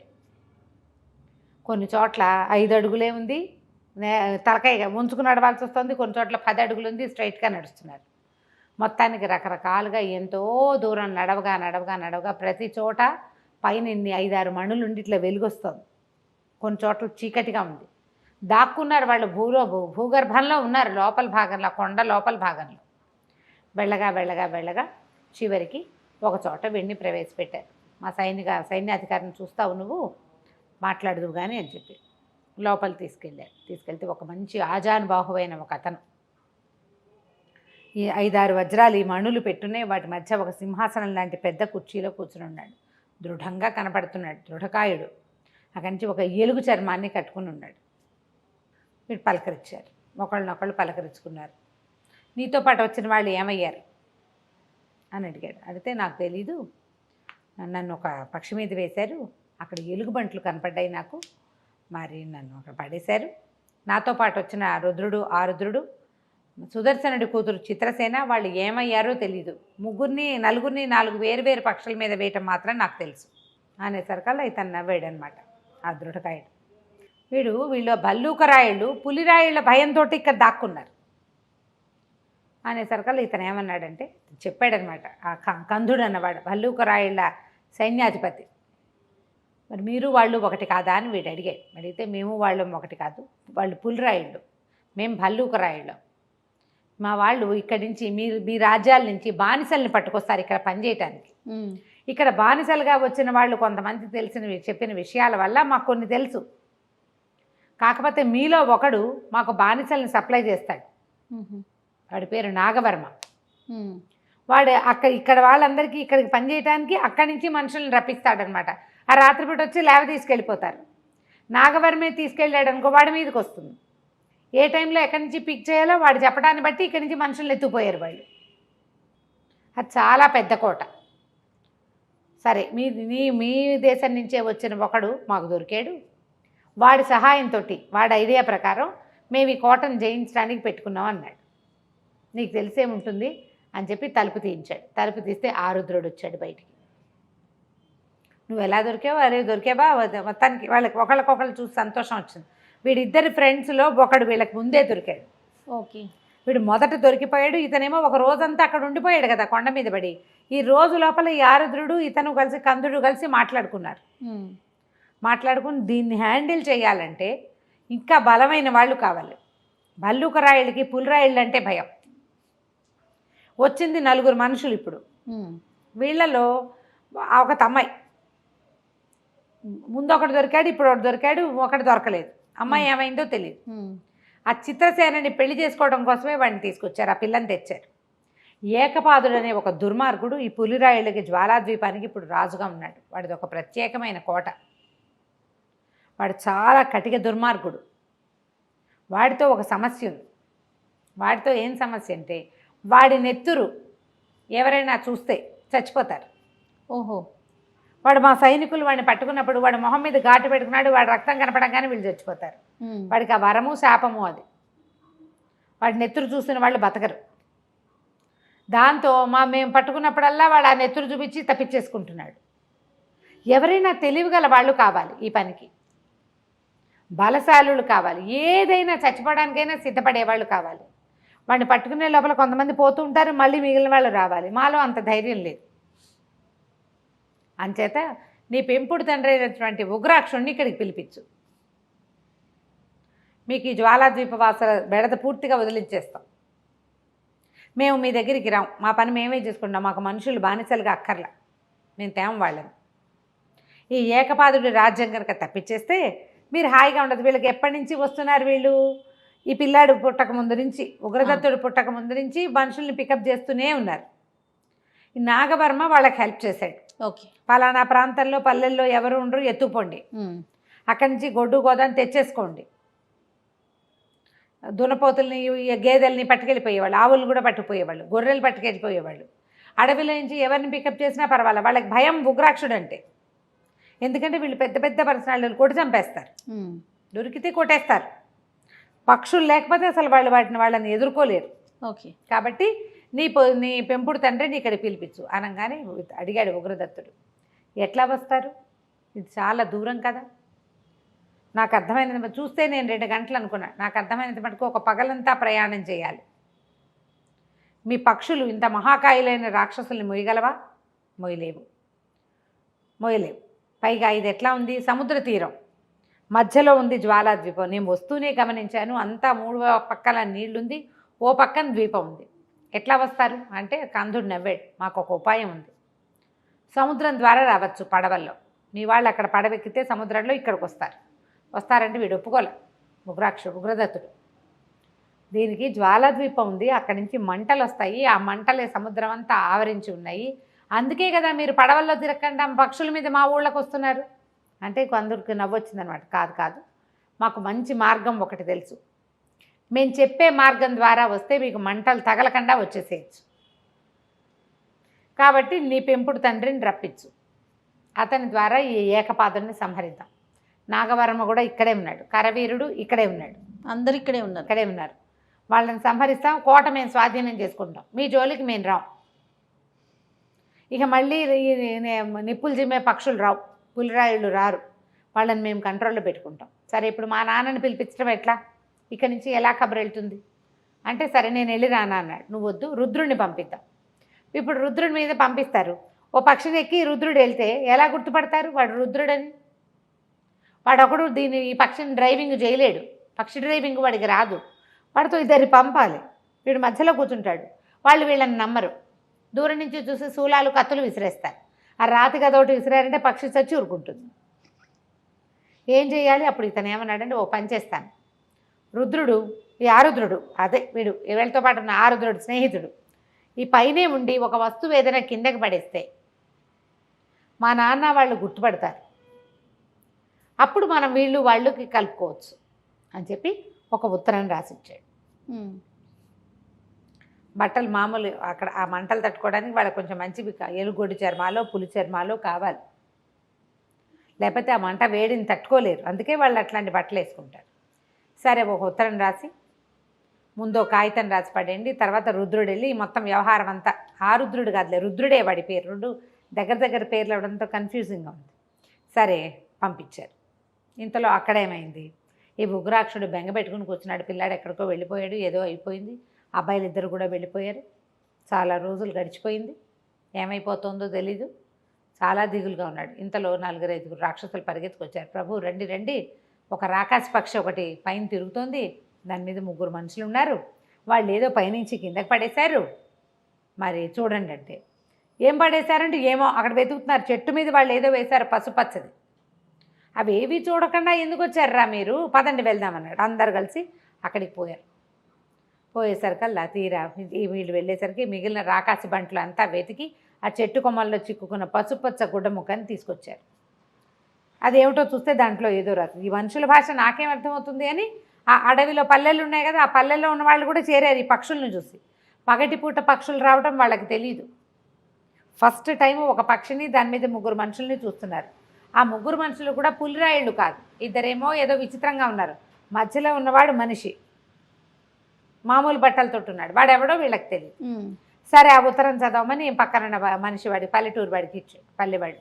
వాడు చదివి, ఉగ్రాక్ష నీ దత్తపుత్రుడు రాశాడు, ఆ పైన పక్షి మీద ఉన్న 3 మనుషుల్లో ఒకడు రుద్రుట ఈ కాగితంలో ఉంది అనగానే, సరే అదేమిటో చూద్దాం అనుమానంగానే ఉంది, వాళ్ళని దింపండి అన్నారు. దింపండి అంటే దింపలేరు, దిగండి అని సైగ చేయాలి. వాళ్ళు ఆ పైన ఎక్కడో ఆకాశ మార్గంలో ఉన్నారు, అక్కడి నుంచి చెట్ల కొమ్మలతోటి వాటితో వీటితోటి మొత్తానికి చేతులుపి వాళ్ళని కిందకి దిగమన్నారు. దూరంగా ఆగింది పక్షి, ఆ పక్షి మీద నుంచి దిగి రుద్రుడు పరిగెత్తుకుంటూ వచ్చాడు ఉగ్రాక్షుడి దగ్గరికి. ఈయన ఆనందంతో ఒక్క కేక పెట్టి పరిగెత్తుకుంటూ వెళ్ళి ఆ రుద్రుడిని ఎగరేసి పట్టుకున్నాడు, చిన్నపిల్లాన్ని ఎగరేసినట్టు. మొత్తాన్ని బతికే ఉన్నవరా, ఏమైపోయారని బెంగ పెట్టుకున్నానరా, ఉగ్రదత్తుడు ఎలా ఉన్నాడంటే, ఉగ్రదత్తుడు శుభ్రంగా ఉన్నాడు, నీ కుమారుడు నిన్ను సహాయం కోరుతున్నాడు, అక్కడ ఇట్లా ఉంది, ఇది కథ, మీరు పడవల మీద రావాలి అని మొత్తం రుద్రుడు ప్లాన్ అంతా చెప్పాడు. ఓకే, వాడు నన్ను సహాయం కోరటం ఏంటి, వాడు ఎక్కడున్నా సరే ముల్లోకాల్లో తీసుకొచ్చి ఈ అరణ్యానికి రాజుని చేయవలసిందే, అందుకే కదా నేను తెచ్చుకున్నాను. ఇంతలో ఈ కథ అంతా వ్యవహారం అంతా వెళ్ళిపోయింది. అపూర్వ సౌధం నుంచి వచ్చేసింది ఉత్తరం. ఒక దూత వచ్చాడు పరిగెత్తుకుంటూ, కుమారుడు అక్కడ ఎక్కడికో చిక్కుపడిపోయాడని తెలిసింది, యువరాజుకు సహాయం చేయడానికి మీకు ఎంతమంది సైన్యాన్ని కావాలంటే అంతమంది మా చిత్రసేనుడు పంపిస్తాడు, రాజుగారు పంపిస్తారు. తర్వాత ఏమో ఈ మన సుదర్శనుడి కూతురైనటువంటి చిత్రసేనని వాళ్ళు ఎత్తుకుపోయారని, వాళ్ళ దగ్గర పులిరాయుల దగ్గర ఉందని అంటున్నారు. యువరాణి చిత్రసేనని యువరాజుకి ఇచ్చి వివాహం చేయాలని రాజుగారు రాణిగారు సంకల్పించుకున్నారు. ఆయన సుదర్శనుడు ఇదివరకు నాగవర్మతో చేసిన యుద్ధంలో చాలా సహాయం చేశాడు, పైగా రాణిగారికి బంధువు కూడాను అని ఉత్తరం రాసి పంపించేసరికల్లా వీళ్ళ పెత్తనం ఏంటి, నా పిల్లాడి పెళ్లి విషయంలో, వాడు యువరాజు కాదు ఉగ్రదత్తుడు నా కొడుకు, పెళ్ళి గిళ్ళి జాంతాన అవన్నీ కుదరదు, మాకు మీ సహాయం అక్కర్లేదు, మా పిల్లాడు మేము తెచ్చుకుంటాం, మీకెందుకు మధ్యలో అనేసరికల్లా దూత కంగారు పడ్డాడు. బొబ్బలు హుంకరింపులు చూసి ఎట్లా కొట్లా కంగారు పడి పారిపోయాడు.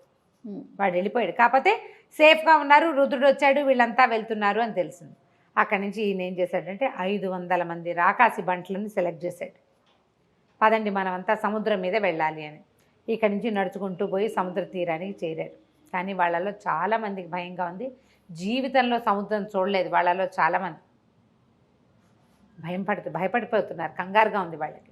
ఈయన ఏం చేశాడంటే సస్తే చస్తాం, బతికితే బతుకుతాం, ముందు ఈ సాల వృక్షాలు కొట్టండి, దాని మధ్యలోకి చీల్చండి, ఒక్కొక్క కట్ట మీద దొన్నె మీద 50 మంది పట్టేలాగా 10 దొన్నెలు తయారు చేయండి, ఏం పర్వాలేదు వెళ్తాం. రుద్రుడు ఎట్లాగో పక్షి మీద మన ముందే వెళ్తాడు, వాడు మన చూస్తాడు, దారి వాడు చూపిస్తాడు, ఏమి భయం లేదంటే వీళ్ళకి కొంచెం ధైర్యం వచ్చింది, కొంచెం భయం తీరింది. కానీ ఇంకేం చేస్తారు, చెట్లు కొట్టేశారు, పెద్ద పెద్ద పడవలు తయారు చేసుకున్నారు. 50 మంది రాక్షసులు అంటే కనీసం 200-300 మంది మనుషుల కింద లెక్క వాళ్ళు. సరే మొత్తానికి 50 మంది ఒక్కొక్క పడవ ఎక్కి ఆ జ్వాలాద్వీపం మీదుగా వెళ్ళడం మొదలుపెట్టారు. ప్రయాణం చేస్తున్నారు. ప్రయాణం అవి అయ్యి వెళ్ళగా చివరికి ఆకాశంలో ఏదో ఒక నల్ల చుక్కలాగా కనపడుతుంది. క్రమంగా ఆ చుక్క కాస్త పెద్ద పక్షిగా మారి వీళ్ళకి దారి చూపించడానికి వచ్చేసింది వీళ్ళ దగ్గరికి. ఆ పక్షిని అనుసరించి వీళ్ళు వెళ్ళారు. పెద్ద పక్షి ఒకటి నల్ల చుక్కలా కనబడింది. వీళ్ళ దగ్గరికి వస్తే దారి చూపిస్తోంది అనుకున్నారు. దగ్గరికి వచ్చాక తెలిసింది దాని మీద 2-3 పులిరాయిళ్ళు ఉన్నారు. కేకలు పెట్టేశారు. రాక్షసులకి అసలే భయం అవంటే. అంత దగ్గరగా వచ్చేసేసరికి కేకలు పెట్టేసరికి ఉగ్రాక్షుడు, ఏం భయపడద్దు, మనకి ఇదివరకే తెలుసు, కాగడాలు ముట్టించి విసిరేయండి దాని మీదకి. ఇక కాగడాలు విసిరేశారు, బల్లాలు విసిరేశారు, వాళ్ళ దగ్గరికి రానివల భీభత్సంగా యుద్ధం చేశారు. కాగడాలు ఇప్పుడు వీళ్ళు ఉన్నదేమో పడవల మీద, ఆ కాగడ పడితే చెక్క అంటుకుంటుంది, అదో బాధ కదా.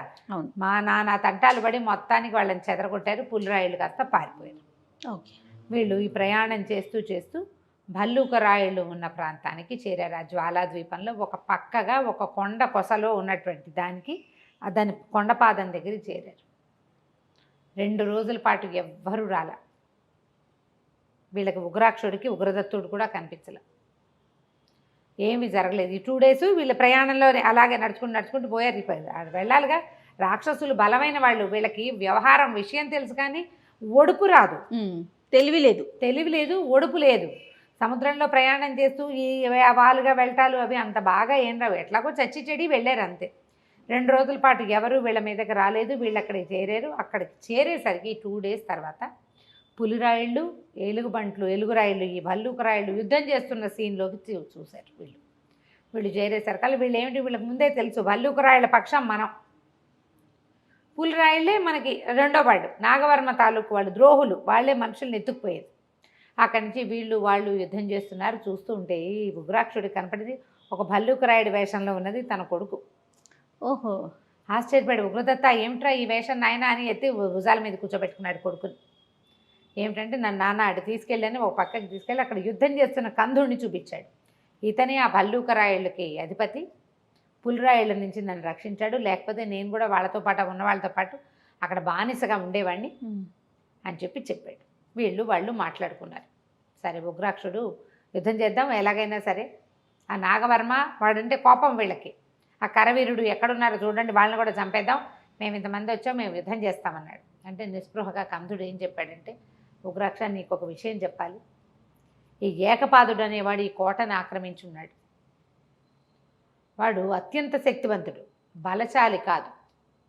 వాడి రక్తం ఎవరు చూసినా, వాడెవరి రక్తం చూసినా చచ్చిపోవటమే. నీ రక్తం కళ్ళ చూస్తే నువ్వు పోవాలి, వాడి రక్తం నువ్వు చూసినా నువ్వే పోతావు, వాడికి ఏం అవ్వదు అనేసరికి వాడు మహాబలశాలి కూడానా అన్నాడు. కాదు, బలశాలి కాదు, వాడు బుద్ధిశాలి మాత్రమే.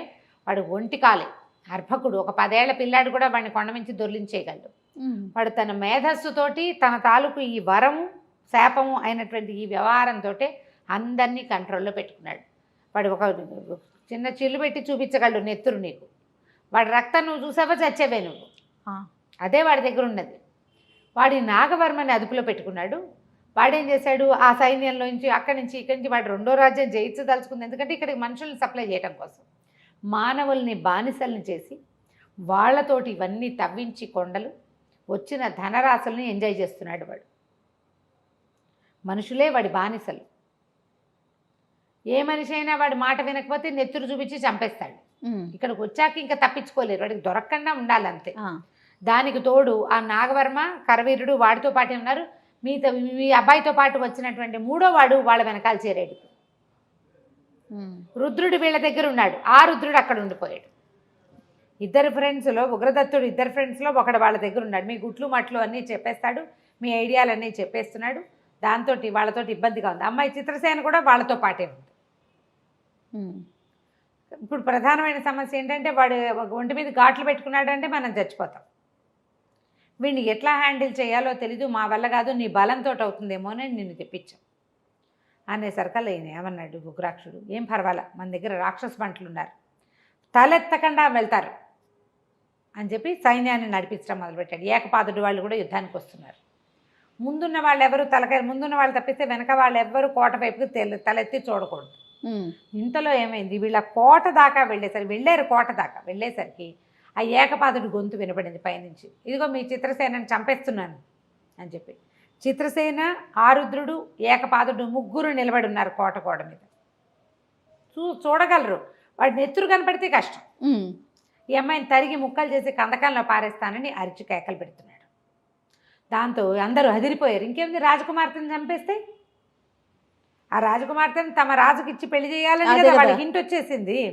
వీళ్ళందరూ బెదిరితే ఎవ్వరు తలెత్తద్దు, తలకాయ ఎత్తద్దు అని గట్టిగా అనౌన్స్మెంట్ చేశారు. తలకాయలు ఎత్తకుండా నడవటం మొదలుపెట్టారు ముందుకి. ఇంతలో ఏమైంది, చాలా ఆలఫేసాడని ఏం జరిగిందంటే, ఈ పక్కనే నుంచున్నాడు ఆరుద్రుడు. వాడు ఏం చేశాడు, ఒక తోలు సంచిని ఈ సన్నగా పొట్టిగా ఉండేటువంటి ఏకపాదుడు నెత్తి మీద నుంచి కిందకి దిగేసేసాడు. దిగేసేయటం, ఇగో ఏకపాదుడిని సంచిలో కట్టేసాను, ఏం భయం లేదు వచ్చేయండి అని కేకలు పెట్టాడు. ఉగ్రదత్త వచ్చేసేయి నేను ఏకపాదుడిని కట్టేశానండి. తలకాయ ఎత్తు చూస్తే ఏముంది, నిలువెత్తున ముసిగేసి ఉన్నాడు ఏకపాదుడు. పక్కనే ముందు చిత్రసేన, అదుగో నాగవర్మ కనపడుతున్నాడని అమ్మాయి ఒక్క దూకు దూకింది. కోట గోడ మీద నుంచి కత్తిపుచ్చుకుని దూకుతుండే హడిలిపోయారు. రాజకుమార్తెను చూసి ఇక నాగవర్మ మీద పడింది అమ్మాయి. అమ్మాయి ఏం భయస్త్రాలు పెరిగింది కాదు కదా. అక్కడి నుంచి యుద్ధం, వాళ్ళు వీళ్ళు కలిసి. ఇంతలో కరవీరుడు దొరికాడు. రాక్షస బంట్లు పోయి కరవీరుని చంపేశాడు. కందుడు యథాశక్తి యుద్ధం చేసి పులిరాయిళ్ళని చాలామందిని మట్టు పెట్టేశాడు. కొంతమంది శరణ్జి వచ్చారు, బట్టలు పేస్తున్నారనమాట. వాళ్ళు ఆ పైన డ్రెస్ వేసుకున్నారు కదా, నీవు ఏది చెప్తే అది వింటామని. అక్కడి నుంచి నాగవర్మ ఆ అమ్మాయి యుద్ధం చేస్తుంటే ఈయన గొప్ప ఉత్సాహం వచ్చింది ఉగ్రాక్షుడికి. బ్రహ్మాండంగా చేస్తున్నావు, మీ కాబోయే అత్తగారు కూడా ఇలాగే కత్తిపుచ్చుకుని దూకింది, నిజంగా క్షత్రియ కన్యం అనిపించావు అని గొప్ప సరదా వచ్చేసింది అనమాట. చాలా ఉత్సాహం వచ్చింది. ఇతను మొట్టమొదట కాంతసేనని చూశాడు. అట్లా ఆవిడ చేసింది కదా కాన్మతి, మా ఉగ్రదత్తుడి తల్లి. దాంతో ఆయన మంచి ఉత్సాహం వచ్చింది. ఈ పిల్లని పెళ్లి చేసుకోవడానికి రెడీ అయిపోయాడు ఆయన, వాళ్ళ కొడుకుచ్చి చేసుకోవడానికి కోడలుగా. అక్కడి నుంచి ఇతను పరిగెత్తుకుని వెళ్ళేసరికి కానీ నాగవర్మని కాస్త ఇతను కత్తి రాయి విసిరాడు. ఆ లోపలే అమ్మాయి కత్తి విసిరి చంపేసింది. మొత్తానికి భల్లూక రాయిళ్ళందరూ కలిసి ఈ రాక్షసుల సహాయంతో పులిరాయిళ్ళందరినీ అణిచేశారు. ఎంతమంది మనుషులు ఉన్నారో ఆ లోయలో అందరినీ విడుదల చేశారు. అక్కడి నుంచి ఏం చేశారు, సంచిలో మూట కట్టేశారు కదా. మూట కట్టేసరికి వాడు లోపల నుంచి అరుస్తున్నాడు, కేకలు పెడుతున్నాడు ఆ మూటలో నుంచి. అక్కడి నుంచి వాడు ఏం చేశాడు, ఆరుద్రుడు ఒక బంతిలాగా ఈ ఉగ్రదత్తుడి వైపుకి విసిరేసేసాడు ఆ సంచి. వీళ్ళు రాక్షసులతో ఉన్నారు కదా. ఉగ్రదత్తుడు అన్నాడు, ఇదిగో నిన్ను జ్వాల ద్వీపంలోనే పడేసేస్తున్నాడు, అగ్నిపర్వతానికి ఆహుతైపో, నీకున్న వరంతో మమ్మల్ని భయపెట్టావు, ఇక నువ్వు మమ్మల్ని ఏం చేయలేవని కందుడు ఉగ్రదత్తుడు ఇద్దరు కలిసి ఇలా బాల్ ఆడుతున్నట్టు, బాస్కెట్ బాల్ ఏమేం చేస్తారు, ఒకరి చేతిలోకి ఒకళ్ళు పాసాలు చేసుకుంటారు. పాసాలు చేసి వీళ్ళు మంటను సహించలేరు, మనుషులు కదా, కానీ భల్లూక రాయుడు సహించగలరు. జ్వాలాద్వీపం ద్వాకా అతన్ని తీసుకెళ్ళిపోయి అగ్నిపర్వతంలో ఎత్తి విసిరేసేసారు. ఎప్పుడైతే ఈ ఏకపాదుడు అగ్నిపర్వతంలోకి పడిపోయాడో వెంటనే పులిరాయుళ్ళు అందరూ సరెండర్ అయిపోయారు. ఎక్కడ నుంచిన వాడు అక్కడ డౌన్ అయిపోయారు. కరవీరుణ్ణి నాగవర్మని చంపేశారు. మొత్తం సైన్యం అంతా సరెండర్ అయిపోయింది. సరెండర్ అవగానే ఎక్కడెక్కడ దాక్కున్న మనుషులు, లోపల బానిసలు, లోపల కందకాల్లో తవ్వడానికి వజ్రాలు, వాటిని గనులు, అవి తవ్వేవాళ్ళు, పనిచేసేవాళ్ళు, మంచినీళ్ళు పట్టేవాళ్ళు అందరూ మనుషులే. వాళ్ళందరికీ కూడా కవచాలు వేసి పెట్టారు. ఆ కవచాలు వేసిన వాళ్ళందరినీ తీసుకొచ్చి ఎవరెవరు ఏ ఊరు వాళ్ళు కనుక్కొని వాళ్ళందరినీ పడవల్లో కొంతమందిని, పక్షుల మీద కొంతమందిని ఎక్కించి కందుడు మళ్ళీ వెనక్కి పంపించాడు. అప్పటికి 20-30 సంవత్సరాలుగా వచ్చిన వాళ్ళు కూడా ఉన్నారు. 20 ఏళ్ళంటే ఉగ్రదత్తుడు పుట్టడానికి ముందు కదా కథ అంతా. 25 ఏళ్ల క్రితం వచ్చి అప్పటికి 25 ఏళ్ళు వాడు అనుకో, ఇప్పుడు 50 ఏళ్ళ వాడు అవుతాడు వాడు. చిన్నపిల్లల్ని తేలా వాళ్ళు, బలశాలుడు పని చేయగలిగే రైతులనే తీసుకొచ్చారు. మొత్తం రైతులందరినీ వెనక్కి షిఫ్ట్ చేశారు. ఓ 2-3 పక్షుల మీద ఎక్కించి ఆరుద్రుడు ఏం చెప్పాడంటే, నాకు వీటి సంగతి అర్థమైంది, అతని ఉద్దేశం కూడా అదే, మిమ్మల్ని అందరినీ కోట దగ్గర రప్పించి ఈ చిత్రసేనాన్ని చంపేస్తానని బెదిరించి ఒళ్ళంతా ఘాట్లు పెట్టుకుని మొత్తం సైన్యాన్ని ఒకేసారి చంపాలని చూశాడు. నేను సమయం కనిపెట్టి వాడి మీద ముసుగేసేసాను కాబట్టి సింపుల్గా ఈజీగా అయిపోయింది. యుద్ధం జయించేశారు. అక్కడి నుంచి అందరూ కలిసి పడవల మీద, తర్వాత ఏమో పక్షుల మీద ఎక్కి జనం అంతా వచ్చేసాక ఈ ఉగ్రదత్తుడికి చిత్రసేనని ఇచ్చి పెళ్లి చేశారు. ఆ తర్వాత తన మామగారి రాజ్యం సుదర్శనుడి సామంత రాజ్యాన్ని, తన తాతదైనటువంటి కపిలపురాన్ని, ఈ ఉగ్రాక్షుడి యొక్క మొత్తం అడవిని హాయిగా పరిపాలిస్తూ హ్యాపీగా ఉన్నాడు. అయిపోయింది జ్వాలాద్వీపం కథ. చాలా బాగుంది. మనం ఇంటికి ఎన్ని ట్విస్ట్లో. రైట్ అమ్మగారు, నమస్తే. నమస్తే జయ.